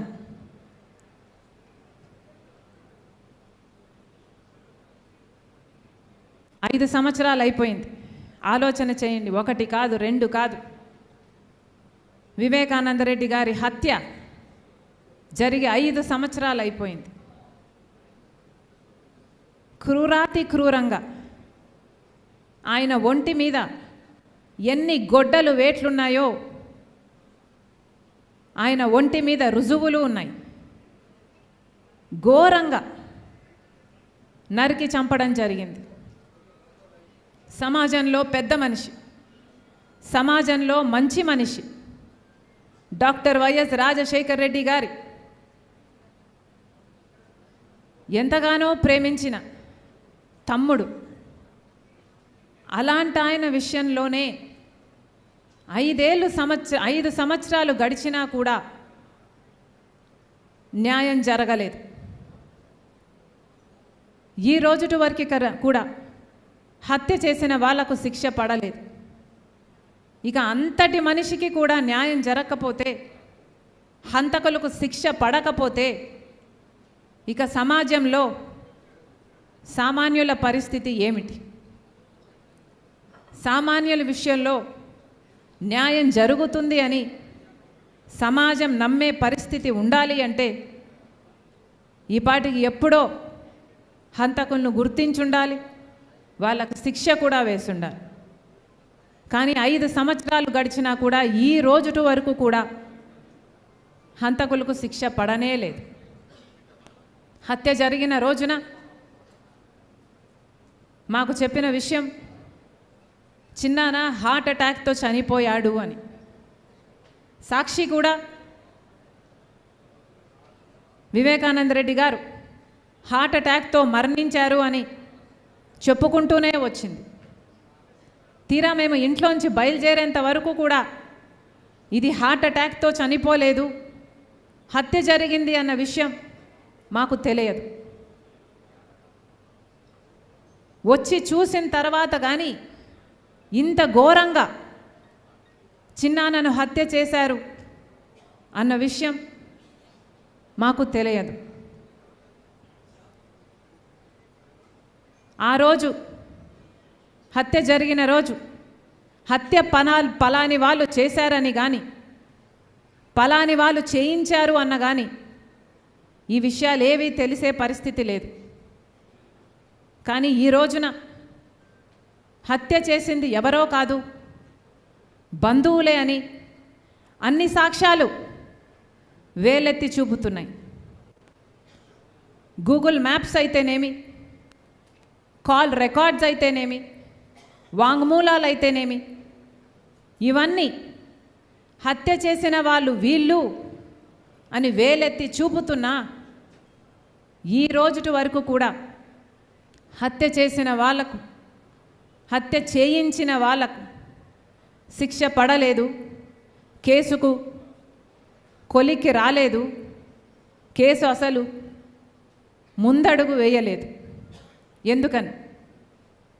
ఎందుకంటే అన్నా అని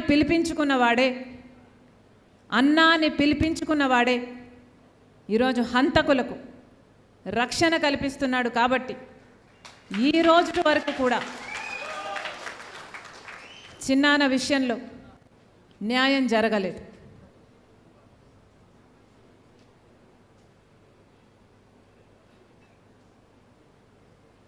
చిన్నమ్మ సౌభాగ్యమ్మ బిడ్డ సునీత చిన్నాన్న చావుతో అందరికంటే ఎక్కువ నష్టపోయింది చిన్నమ్మ సునీత. సౌభాగ్యమ్మ గారు, సునీత రెడ్డి గారు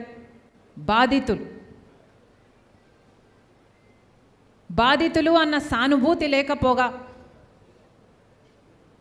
బాధితులకు భరోసా ఇవ్వాలి అన్న ఆలోచన లేకపోగా అదే సునీత కుటుంబం హత్య చేసింది అని ఆరోపిస్తున్నారే, ఇది మీ మనస్సాక్షి అయినా ఎలా ఒప్పుకుంటుంది అని అడుగుతున్నాం.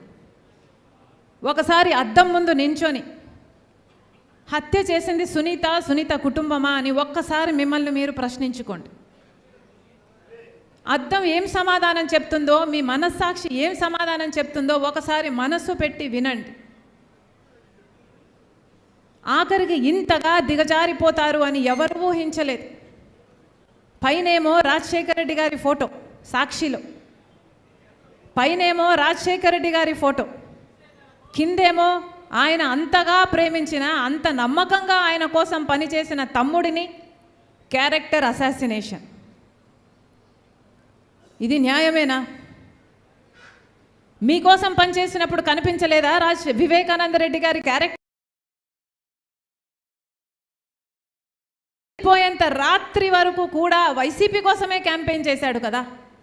వైసీపీ నిలబెట్టిన అభ్యర్థులను ఆయన అంగీకరించకపోయినా జగన్మోహన్ రెడ్డి గారి నాయకత్వాన్ని గౌరవించి అదే వైసీపీ కోసమే క్యాంపెయిన్ చేసిన వ్యక్తి.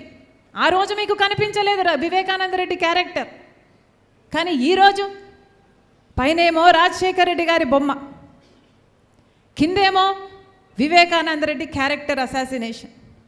భావ్యమేనా? మనుషులేనా? అంతటితో ఆగారా? సోషల్ మీడియాలో ఎన్ని రకాలుగా బెదిరించారు, బూతులు తిట్టారు. తోడబుట్టిన చెల్లెళ్ళు అని చూడకుండా అవమానించారు. అన్నిటినీ తట్టుకుంది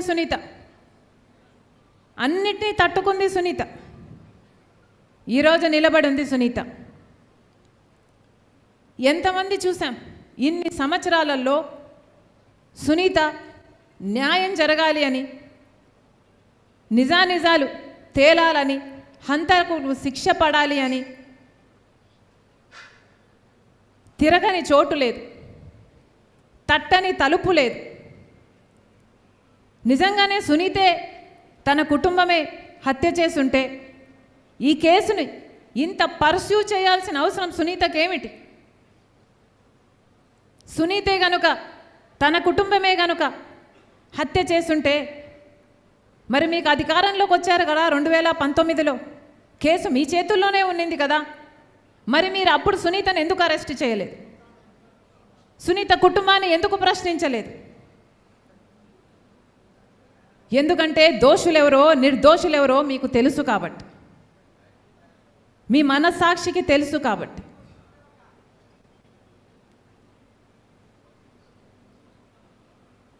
సునీత రాజశేఖర రెడ్డి గారి తమ్ముడి బిడ్డ. అసలు రాజశేఖర రెడ్డి గారు తోబుట్టుల్ని ఎలా చూసుకున్నారో మీకు తెలియదా? రాజశేఖర రెడ్డి గారు తోబుట్టుల కోసం ఎంత చేశాడో మీకు తెలియదా? మరి మీరు రాజశేఖర రెడ్డి గారి వారసులే కదా. రాజశేఖర రెడ్డి గారు తన తోబుట్టులకు ఒక అండగా, ఒక కొండగా నిలబడలేదా? మరి జగనన్న గారు ఏం చేస్తున్నారు? సునీత సామాన్యమైన సునీత కాదు, డాక్టర్ సునీత.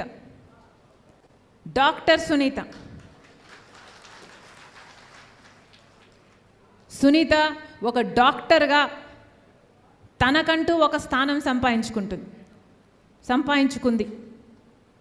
ఒక డాక్టర్గా తన వాసి అయితే ఏమి, తన పరిజ్ఞానం వల్ల అయితేనేమి, జాతీయ అంతర్జాతీయ స్థాయిలో తనకంటూ ఒక పేరు సంపాదించుకుంది. కానీ గత 5 సంవత్సరాలుగా సునీతను చూసిన ప్రతిసారి నాకు అవేవీ గుర్తురావు. సునీతను చూసిన ప్రతిసారి నా గుండెల్లో అంతులేని బాధ, అంతే సమానంగా ఉద్రేకం, న్యాయం జరగలేదు అన్న కోపం, చిన్నాన ఆత్మకు శాంతి కలగలేదు అన్న ఆవేదన. అందుకే సునీతకు మాటిస్తున్నా, చిన్నమ్మకు మాటిస్తున్నా, ఎవరు నిలబడినా నిలబడకపోయినా రాజశేఖర్ రెడ్డి బిడ్డ మీకు అండగా ఉంది. సునీత చేస్తున్న ఈ పోరాటంలో సునీతకు నేను బలమైతా. సునీత హత్య చేసిన వారికి శిక్ష పడాలి అని చేస్తున్న ఈ న్యాయ పోరాటంలో, ధర్మ పోరాటంలో సునీతకు నేను ఒక ఆయుధమైతా. ఈ మట్టి మీద పుట్టా, ఇదే మట్టి మీద పుట్టా, ఈ గడ్డ సాక్షిగా మాటిస్తున్నా. ఎవరు నిలబడినా ఎవరు నిలబడకపోయినా సునీత పక్షాన రాజశేఖర్ రెడ్డి బిడ్డ నిలబడి ఉంది. ఇది రాజకీయాల కోసం చేస్తున్నది కాదు, అధికారం కోసం చేస్తున్నది కాదు, వారసత్వం కోసం చేస్తున్నది కాదు, ఆస్తి కోసం చేస్తున్నది అంతకంటే కాదు. ఇది ఈ సమరం చేస్తున్నది న్యాయం కోసం. తండ్రి చావు కోసం కొట్లాడుతున్నా, న్యాయం జరగాలి అని కొట్లాడుతున్న ఒక బిడ్డ కోసం, భర్తను క్రూరాతి క్రూరంగా కోల్పోయిన ఒక విధవరాలి కోసం, చిన్నాన ఆత్మశాంతి కోసం చేస్తున్నాను. అందుకే ప్రజలందరికీ పిలుపునిస్తున్నాం. ఒక పులివెందుల ప్రజలే కాదు, ఒక కడప జిల్లా ప్రజలే కాదు, యావత్ తెలుగు ప్రజలందరూ, ఆంధ్ర రాష్ట్ర ప్రజలందరూ, తెలుగు ప్రజలందరూ ఒక నిర్ణయం తీసుకోవాలి. న్యాయం పక్షాన నిలబడాలి అని ఒక నిర్ణయం తీసుకోవాలి. నిజం పక్కన నిలబడాలి అని ఒక నిర్ణయం తీసుకోవాలి. న్యాయం గెలవాలి, ధర్మం గెలవాలి, హత్య రాజకీయాలను చీకొట్టాలి, హంతకులను కాపాడుతున్న వాళ్ళకు కూడా ఒక గుణపాఠం కావాలి, నిజం గెలవాలి.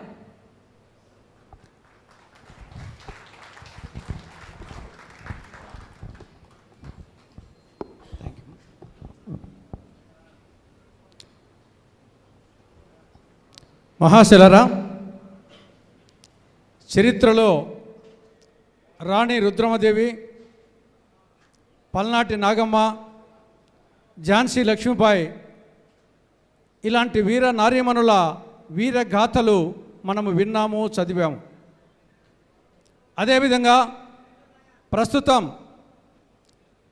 తన తండ్రి హంతకులను శిక్షించేటందుకు గత 5 సంవత్సరాలుగా అవిశ్రాంతంగా అలుపెరగని వీరోచిత పోరాటం చేస్తున్నటువంటి పూరితమైన ప్రసంగాన్ని చేయవలసిందిగా కోరుతున్నాను.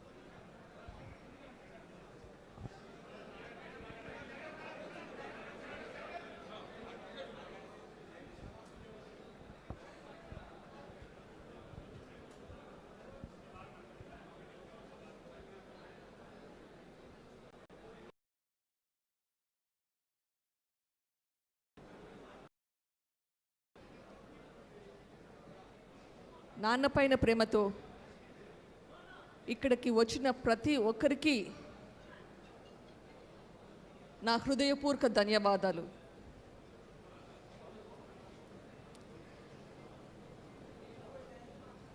ప్రజల మనిషి మన వివేకం సార్. ఆయన కొందరికి వివేకం అన్నా, కొందరికి వివేకం సార్. ఇంట్లో వాళ్లకు, ఆత్మీయులకు వివేకంలో ఎవరు ఏ పని మీద వచ్చినా ఆయన దగ్గరికి వస్తే కుల మత భేదాలు లేకుండా అందరినీ ఆదుకునేవాడు. ఏ సమయంలో వచ్చినా,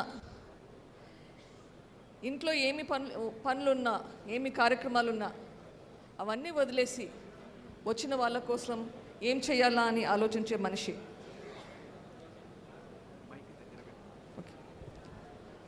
నాకు సంబంధించిన వరకు he was a different man. ఆయనకు టెన్నిస్ అంటే చాలా ఇష్టం, ట్రావెల్ అంటే చాలా ఇష్టం. బహుశా ఆయన కావాల్సిన ఎంత ట్రావెల్ చేయాలనుకున్నాడో అంత చేయలేకపోయాడు, ఎందుకంటే ఆయనకి రెస్పాన్సిబిలిటీస్ కూడా చాలా ఎక్కువ ఉన్నాయి. నాకు తెలిసి ఆయన ఫస్ట్ ట్రావెల్ నాకు గుర్తుండగా ఆయన కమ్యూనిస్ట్ పార్టీలో ఉండేవాడు. 1970s కమ్యూనిస్ట్ తరపున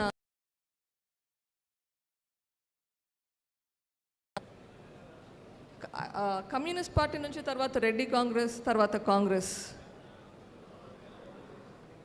నేను హై స్కూల్లో ఉన్నప్పుడు 9th క్లాస్లో అనుకుంటా, నాకు ఇంత పెద్ద 2 పుస్తకాలు తెచ్చిచ్చాడు కార్ల్ మార్క్స్ గురించి చదవమని చెప్పి. అది నా కబోర్డ్లో పడున్నాయి, నేను పెద్ద చదవలేదనుకోండి, కానీ మళ్ళీ మళ్ళీ గుర్తు చేసేవాడు చదువుతున్నావా అవి అని.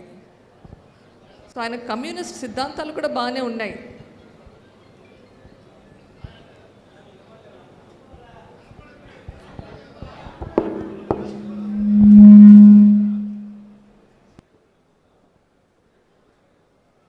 అమ్మ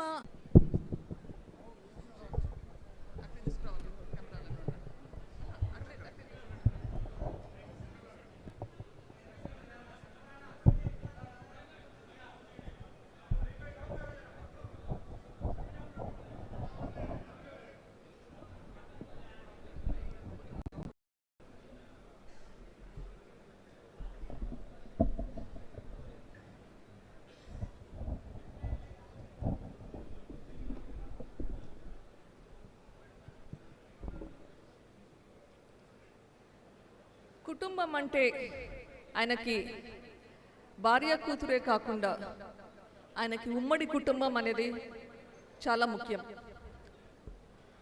అమ్మ, నాన్న, అమ్మమ్మ అంటే చాలా చాలా ప్రేమ ఎక్కువ. అన్న మాట జవదాటిని తమ్ముడు, చెల్లెలంటే ప్రాణం.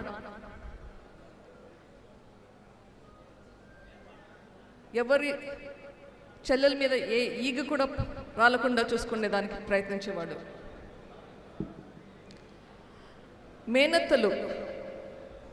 మేనత్త కుటుంబాలైనా కానీ ఆయనకు చాలా ముఖ్యం. వాళ్ళకి ఏ అవసరాలు వచ్చినా కానీ ఆయన పక్క నుండి చూసుకునేవాడు. వీటి అన్నింటికీ మించి ఆయనకి కడప, పులివెందుల ప్రజలు, పర్టికులర్గా పులివెందుల ప్రజలు ఎప్పుడూ చూసినా వీటి గురించి ఆలోచించేవాడు.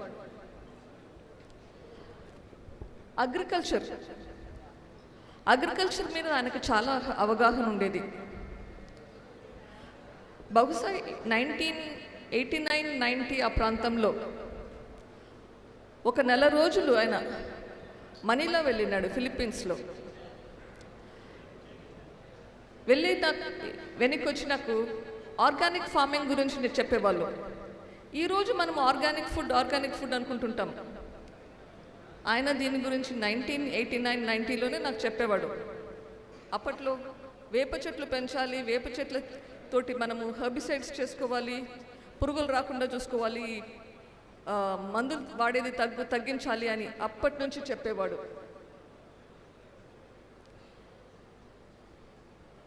పులివెందులకి నీళ్లు ఎట్లా రావాలి, నీళ్లు ఎట్లా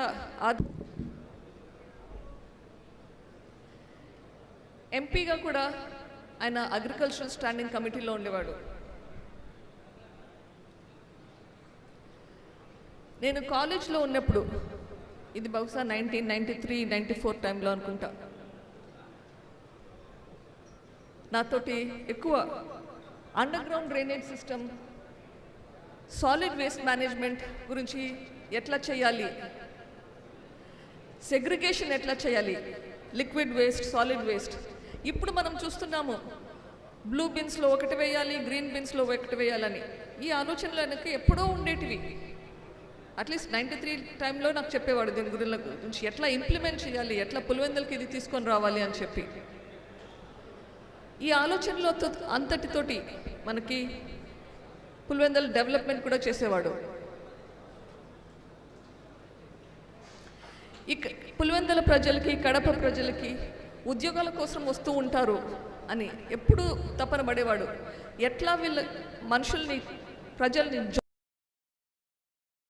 స్కిల్ డెవలప్మెంట్ ఎట్లా చేయాలి అని ఆలోచించేవాడు. ఇలా ఎన్నెన్నో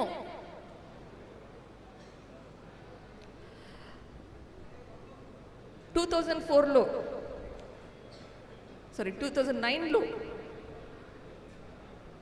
జగనన్న రాజకీయాల్లో రావాలని చెప్పేసి ఆయన ఆల్మోస్ట్ రిటైర్ అవ్వడానికి రెడీగా ఉన్నాడు. ఆయన ఎప్పుడూ పులివెందుల గురించి ఆలోచించేవాడు. పులివెందుల్లో ఎట్లా ఫ్యాక్షనిజం ఉండకూడదు, ఎట్లా వయలెన్స్ ఉండకూడదు అని. మీకు కొందరికి గుర్తుండే ఉండొచ్చు, సమైక్యాంధ్ర టైంలో ఆయన ఫాస్ట్ విరమించుకున్నాక ఆ గొడవల్లో బిఎస్ఎన్ఎల్ టవర్ ఒకటి పులివెందుల్లో కాల్ చేశారు. ఆ తర్వాత ఒకరోజు ఫాస్ట్ విరమించుకున్నాక కూడా ఒకరోజు మళ్ళీ ప్రొటెస్ట్ చేశాడు. ఎందుకు? ఆ బిఎస్ఎన్ఎల్ టవర్ ఎవరైతే డిస్ట్రాయ్ చేశారో వాళ్ళని అరెస్ట్ చేయాలని చెప్పి. ఫ్యాక్షన్స్ కానీ, వైలెన్స్ కానీ ఎంత తగ్గించాలి, ఎట్లా తగ్గించాలి అని తాపత్రయపడేవాడు. నేను అమెరికాలో ఉన్నప్పుడు కూడా ఎప్పుడన్నా వస్తే కష్టపడి ఒప్పించి 3 వారాల కన్నా టికెట్లు తీసుకుంటాను, వచ్చి నాతో ఉంటాడు అని చెప్పి. కానీ ఎప్పుడు వస్తాడు, వారం 10 రోజులకంతా రిటర్న్ చేసేసుకుంటాడు, మళ్ళీ టికెట్ మార్చుకొని వెనక్కి వచ్చేస్తాడు. ఇక్కడ ప్రజల్ని వదిలి ఉండలేకుండా ఉండేవాడు. అట్లా వస్తాడా? అప్పట్లో చెన్నై ఎయిర్పోర్ట్లో దిగేవాళ్ళు. చెన్నైలో ఇండ్లు ఉన్నా ఇంటికి కూడా పోయేవాడు కాదు. నేరుగా రాత్రికి రాత్రి ప్రయాణమయ్యి ఊరికి వచ్చేవాడు పులివెందులకి. కానీ ఒక్కసారి మాత్రమే 3 నెలలు నాతో ఉన్నాడు. అది ఎందుకు? నా కొడుకుకి ఆరోగ్యం బాగలేకుంటే బాబును చూసుకునేదానికని చెప్పి 3 నెలలు ఉండేవాడు. ఎంతసేపు బాబు పక్కనే ఉండి బాబు చనిపోయినప్పుడు చాలా చాలా బాధపడ్డాడు. ఆ టైంలో అమ్మ నాన్న బాధలు పడే బాధ చూడలేక మేము డిసైడ్ చేసుకున్నాం ఇండియాకి వచ్చేయాలి అని చెప్పి.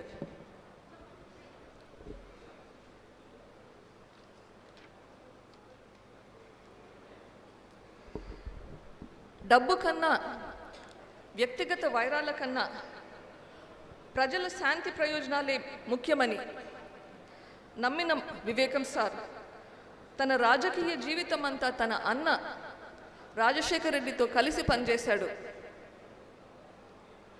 అలాంటి మన వివేకం సార్ మనకు దూరం అయ్యే ఆ కాలరాత్రి మనందరినీ విభ్రాంతిలో, దుఃఖంలో ముంచి ఇప్పుడు ఈ రోజుకి 5 సంవత్సరాలు అయ్యింది. ఇంత మంచి మనిషికి అంత కీడు ఎలా జరిగింది, ఎలా తలపెట్టారు అని మనమంతా విభ్రాంతిలో ఉండగా మన జగనన్న ముఖ్యమంత్రి అయినాడు. మీకు గుర్తుండే ఉండొచ్చు, మే 30, 2019 ఆ రోజు మన జగనన్న ముఖ్యమంత్రిగా ప్రమాణ స్వీకారం చేసుకున్న రోజు. ఆ ప్రమాణ స్వీకారం మీకు గుర్తుంటే ఉండాలి. వైఎస్ జగన్మోహన్ రెడ్డి అనే నేను శాసనం ద్వారా నిర్మితమైన భారత రాజ్యాంగం పట్ల నిజమైన విశ్వాసం, విధేయత చూపుతానని, భారతదేశ సార్వభౌమాధికారాన్ని, సమగ్రతను కాపాడుతానని, ఆంధ్రప్రదేశ్ రాష్ట్ర ముఖ్యమంత్రిగా నా కర్తవ్యాలను రాగద్వేషాలు కానీ లేకుండా రాజ్యాంగాన్ని, శాసనాలను అనుసరించి ప్రజలందరికీ న్యాయం చేకూరుస్తానని దైవ సాక్షిగా ప్రమాణం చేస్తున్నాను. ఇది విన్నట్లు మీకు అందరికీ గుర్తు ఉండాలి. వైఎస్ జగన్మోహన్ రెడ్డి అనే నేను ఆంధ్రప్రదేశ్ రాష్ట్ర ముఖ్యమంత్రిగా నా పరిశీలనకు వచ్చిన లేదా నాకు తెలియవచ్చిన ఏ విషయాన్ని నా కర్తవ్యాలను సక్రమంగా నిర్వహించేందుకు అవసరమైన మేరకు తప్ప ప్రత్యక్షంగా కానీ పరోక్షంగా కానీ ఏ వ్యక్తికి లేదా వ్యక్తులకు తెలియపరచనని లేదా వెల్లడించనని ఈ ప్రమాణం మనం చూసి మనమందరము మంత్రముగ్ధులమయ్యాము. భవిష్యత్తు పట్ల చాలా భరోసా వచ్చింది. ఈ ప్రమాణం ప్రకారం ఆయన బాధ్యతలు నిర్వహించేటప్పుడు రాగద్వేషాలు ఉండకూడదు, అంతఃకరణ శుద్ధితో చేయాలి. పనులు చేసేటప్పుడు మనం అంతఃకరణ శుద్ధితో చేయాలి అని ప్రమాణం చేసిన అతను ఒక ప్రశ్న అడుగుతున్నాను. అంతఃకరణ శుద్ధి అంటే అర్థం తెలుసా? హృదయం శుద్ధిగా ఉండాలి. హృదయం శుద్ధి పెట్టుకొని పనులు చేసుకోవడం అవసరం. హృదయం శుద్ధిగా ఉంటేనే ఆ తర్వాత మిగిలినవి వస్తాయి. భయం, పక్షపాతం, రాగద్వేషాలు ఇవన్నీ ఉండకూడదు అంటే మనకు హృదయం శుద్ధిగా ఉండాలి. పరిపాలకుడిగా ముఖ్యమంత్రి పదవిలో ఉండగా మీ చిన్నాన్నను అతి దారుణంగా, అతి కిరాతకంగా, క్రూరంగా చంపిన వారిని వీళ్లకు శిక్ష పడేలా చేసే బాధ్యత ముఖ్యమంత్రిగా మీకుంది. ఇప్పటి వరకు ఆ దిశగా ఎందుకు పనిచేయలేదు?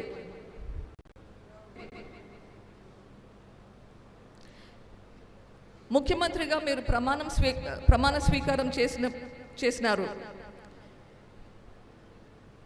మరి ఎందుకు ఆ ప్రమాణం మీరు నిలబెట్టుకోలేకున్నారు?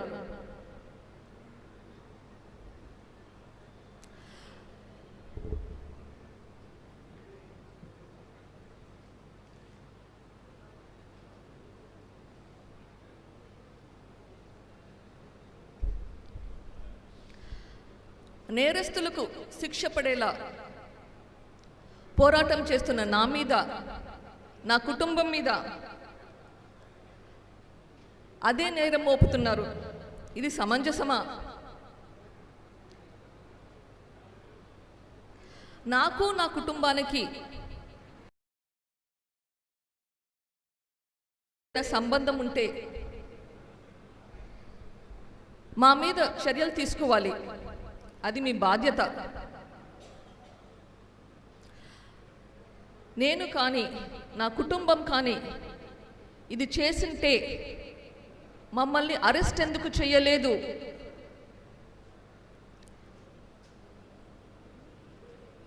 మీరు ముఖ్యమంత్రిగా ఈ గవర్నమెంట్ను నడిపిస్తున్నారు. ఇది సునీత కుటుంబం చేసిందని మీరు చెప్పడం ఎబ్బేటుగా లేదు? అధికారంలో ఉండి ఆరోపణలు వేస్తున్నారు. ఇది మీ ప్రభుత్వం మీద, మీ మీద మీరు చెయ్యలేని ఎవరికి కంప్లైంట్ చేస్తున్నారు? మీరు గవర్నమెంట్లో ఉన్నారు. ఇన్వెస్టిగేషన్ ఏజెన్సీకి కంప్లైంట్ చేస్తున్నారా? లేదా ప్రజలకు కంప్లైంట్ చేస్తున్నారా? ఆరోపణలు చేస్తున్నారు. గవర్నమెంట్లో ఉండి అది తప్పు అనిపించడం లేదా మీకు? మీ బాధ్యత మీరు ఎందుకు చేయడం లేదు? నేనైనా కానీ, నా కుటుంబమైనా కానీ ఇది లా అండ్ ఆర్డర్ ఇష్యూ.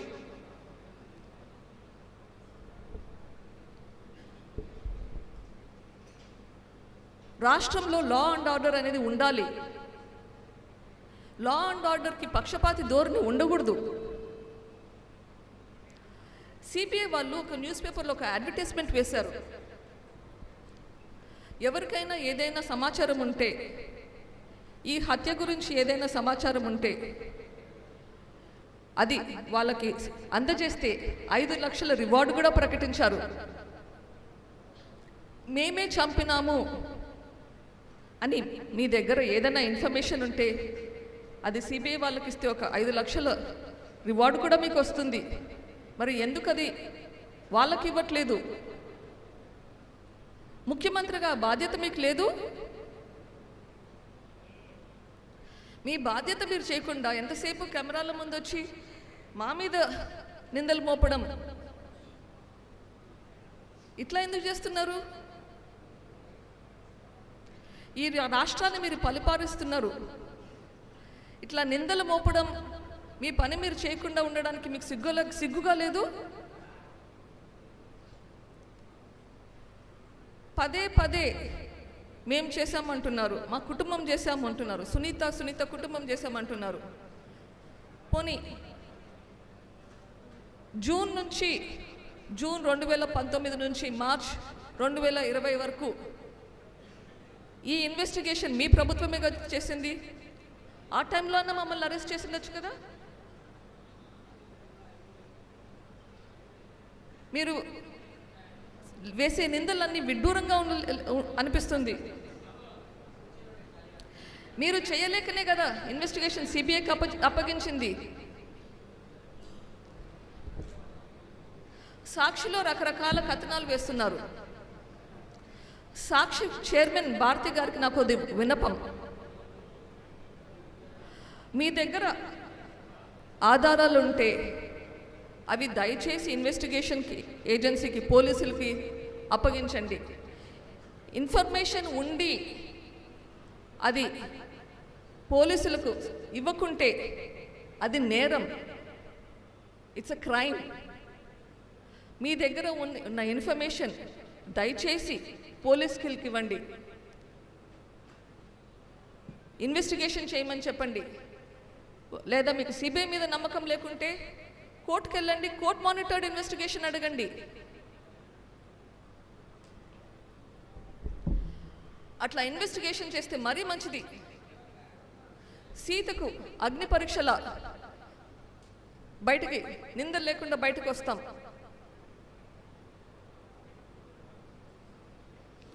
కడిగిన ముత్యంలాగా బయటకు వస్తాం. వైఎస్ వివేకానంద రెడ్డి గారు ఆయన దారుణంగా చంపబడిన రాత్రి వరకు మీరే చెప్తున్నారు, రాత్రి ఆ రోజు అంతకుముందు రోజు రాత్రి 11 గంటల వరకు ఇంటికి వచ్చినంత వరకు మీరు ముఖ్యమంత్రి కావాలని తాపత్రయపడుతూ ప్రచారం చేస్తున్నారు. ఇది మీరు కూడా ఒప్పుకున్న మాటే, మీరు అనే మాటే, పదే పదే అంటుంటారు. మరి మీకోసం అంత కష్టపడిన మనిషి మీద అంత దారుణంగా హత్య చేస్తే ఆ హత్య వెనుక ఉండే కుట్రకోణాలన్నీ బయటకు తీయాల్సిన బాధ్యత మీకు లేదా? ఇంకా ఎక్కువ ఉండాలి. మీకోసం ఎన్ని త్యాగాలు చేశాడు ఆయన. ఆయన పదవి కూడా త్యాగం చేశాడు కదా. మరి ఆ మహానుభావుని మర్చిపోయారా? ఆయన చనిపోయాక ఒక్కసారైనా ఆయన జయంతికి కానీ ఆయన వర్ధంతికి కానీ ఆయన సమాధుల దగ్గరికి వచ్చారా?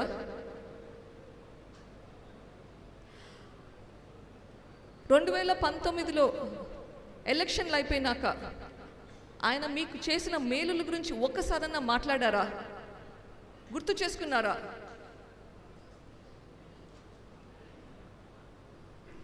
అన్నం పెట్టిన చేతిని నరకడమే కాకుండా ఆ నైరాన్ని ఆయన కుటుంబ సభ్యుల మీదకి నెట్టడం, ఆ కుటుంబాన్ని అడుగడుగునా వేధించడం, వారి వ్యక్తిగత మీద బురద చల్లడం మనం చూస్తున్నాం.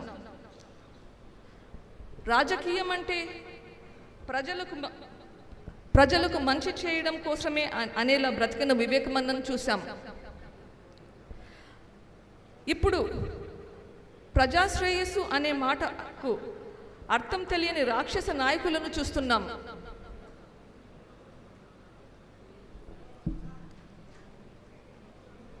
తండ్రిని కోల్పోయిన దుఃఖంలో తల్లడిల్లుతూ న్యాయం కోసం పోరాడే ఆడకూతురు ఒకవైపు, చంపిన వాళ్ళు, చంపించిన వాళ్ళు, వాళ్ళని రక్షిస్తున్న ప్రభుత్వము, వీళ్ళందరినీ ఒకవైపు చూస్తున్నాం.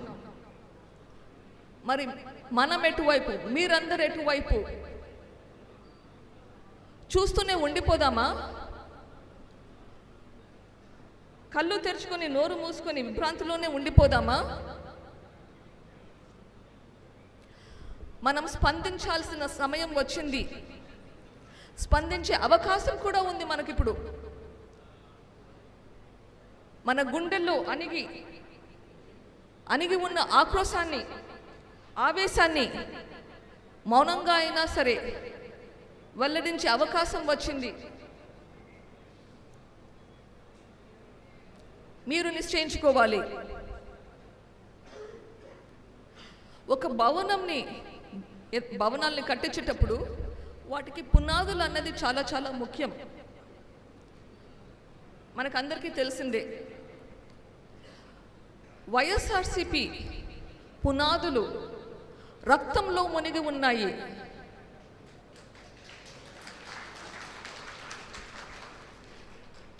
వివేకానంద రెడ్డి గారి రక్తం, కోడికత్తి శ్రీను గారి రక్తం,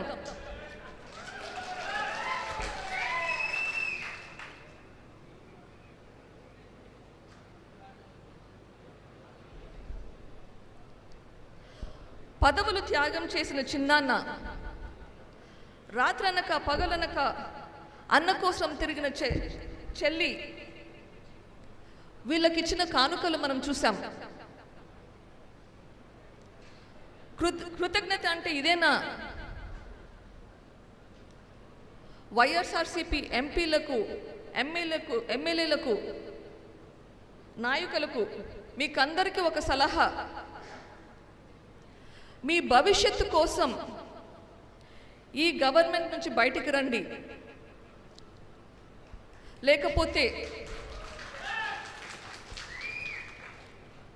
మీ భవిష్యత్తు గురించి మీరు ఈ గవర్నమెంట్ నుంచి బయటికి రండి.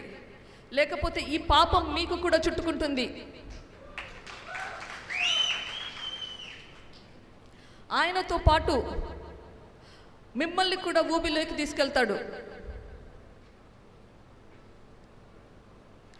ఈరోజు మన వివేకం సార్ది 5వ వర్ధంతి. ఈరోజు మనమందరము ఒక సంకల్పం చేద్దాం. వివేకం సార్ ఆత్మసాక్షిగా సంకల్పం చేద్దాం. మన ఓటు ద్వారా ఒక పుణ్యకార్యం చేద్దాం. దీన్ని ఒక పోరాటంలా మారుద్దాం. ఈ పోరాటంలో మీరందరూ భాగం కండి. ఈ పోరాటం మీ పోరాటంగా చేయండి. రాష్ట్రంలో అన్ని ప్రాంతాల వారు ఈ 5 ఏళ్లుగా నాకు ఇచ్చిన ఈ ధైర్యాన్ని ఇప్పుడు లోకానికి చూపించే సమయం వచ్చింది.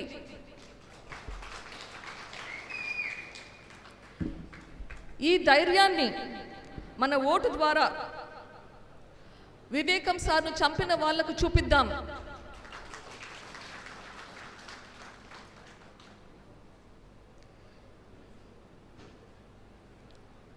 తప్పు మీద మంచి గెలవగలదని చూపిద్దాం. అబద్ధం మీద నిజం గెలవగలదని చూపిద్దాం.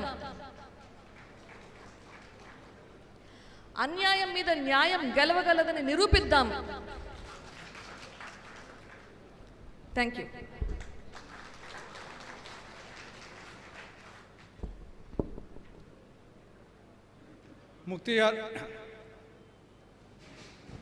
ముక్తియార్ గారు, సుజాత రెడ్డి గారు, వి శ్రీనివాసరెడ్డి గారు, ఇంకా అనేక మంది మాట్లాడాలని పేర్లు ఇవ్వడం జరిగింది, కానీ సమయాభావం వలన వాళ్ళకి అవకాశం ఇవ్వలేకపోతున్నందుకు చింతిస్తూ ఇప్పుడు వైఎస్ వివేకారెడ్డి గారి అల్లుడు, విద్యావంతుడు, యువకుడు నర్రెడ్డి రాజశేఖర రెడ్డి గారు వందన సమర్పణ చేస్తారు.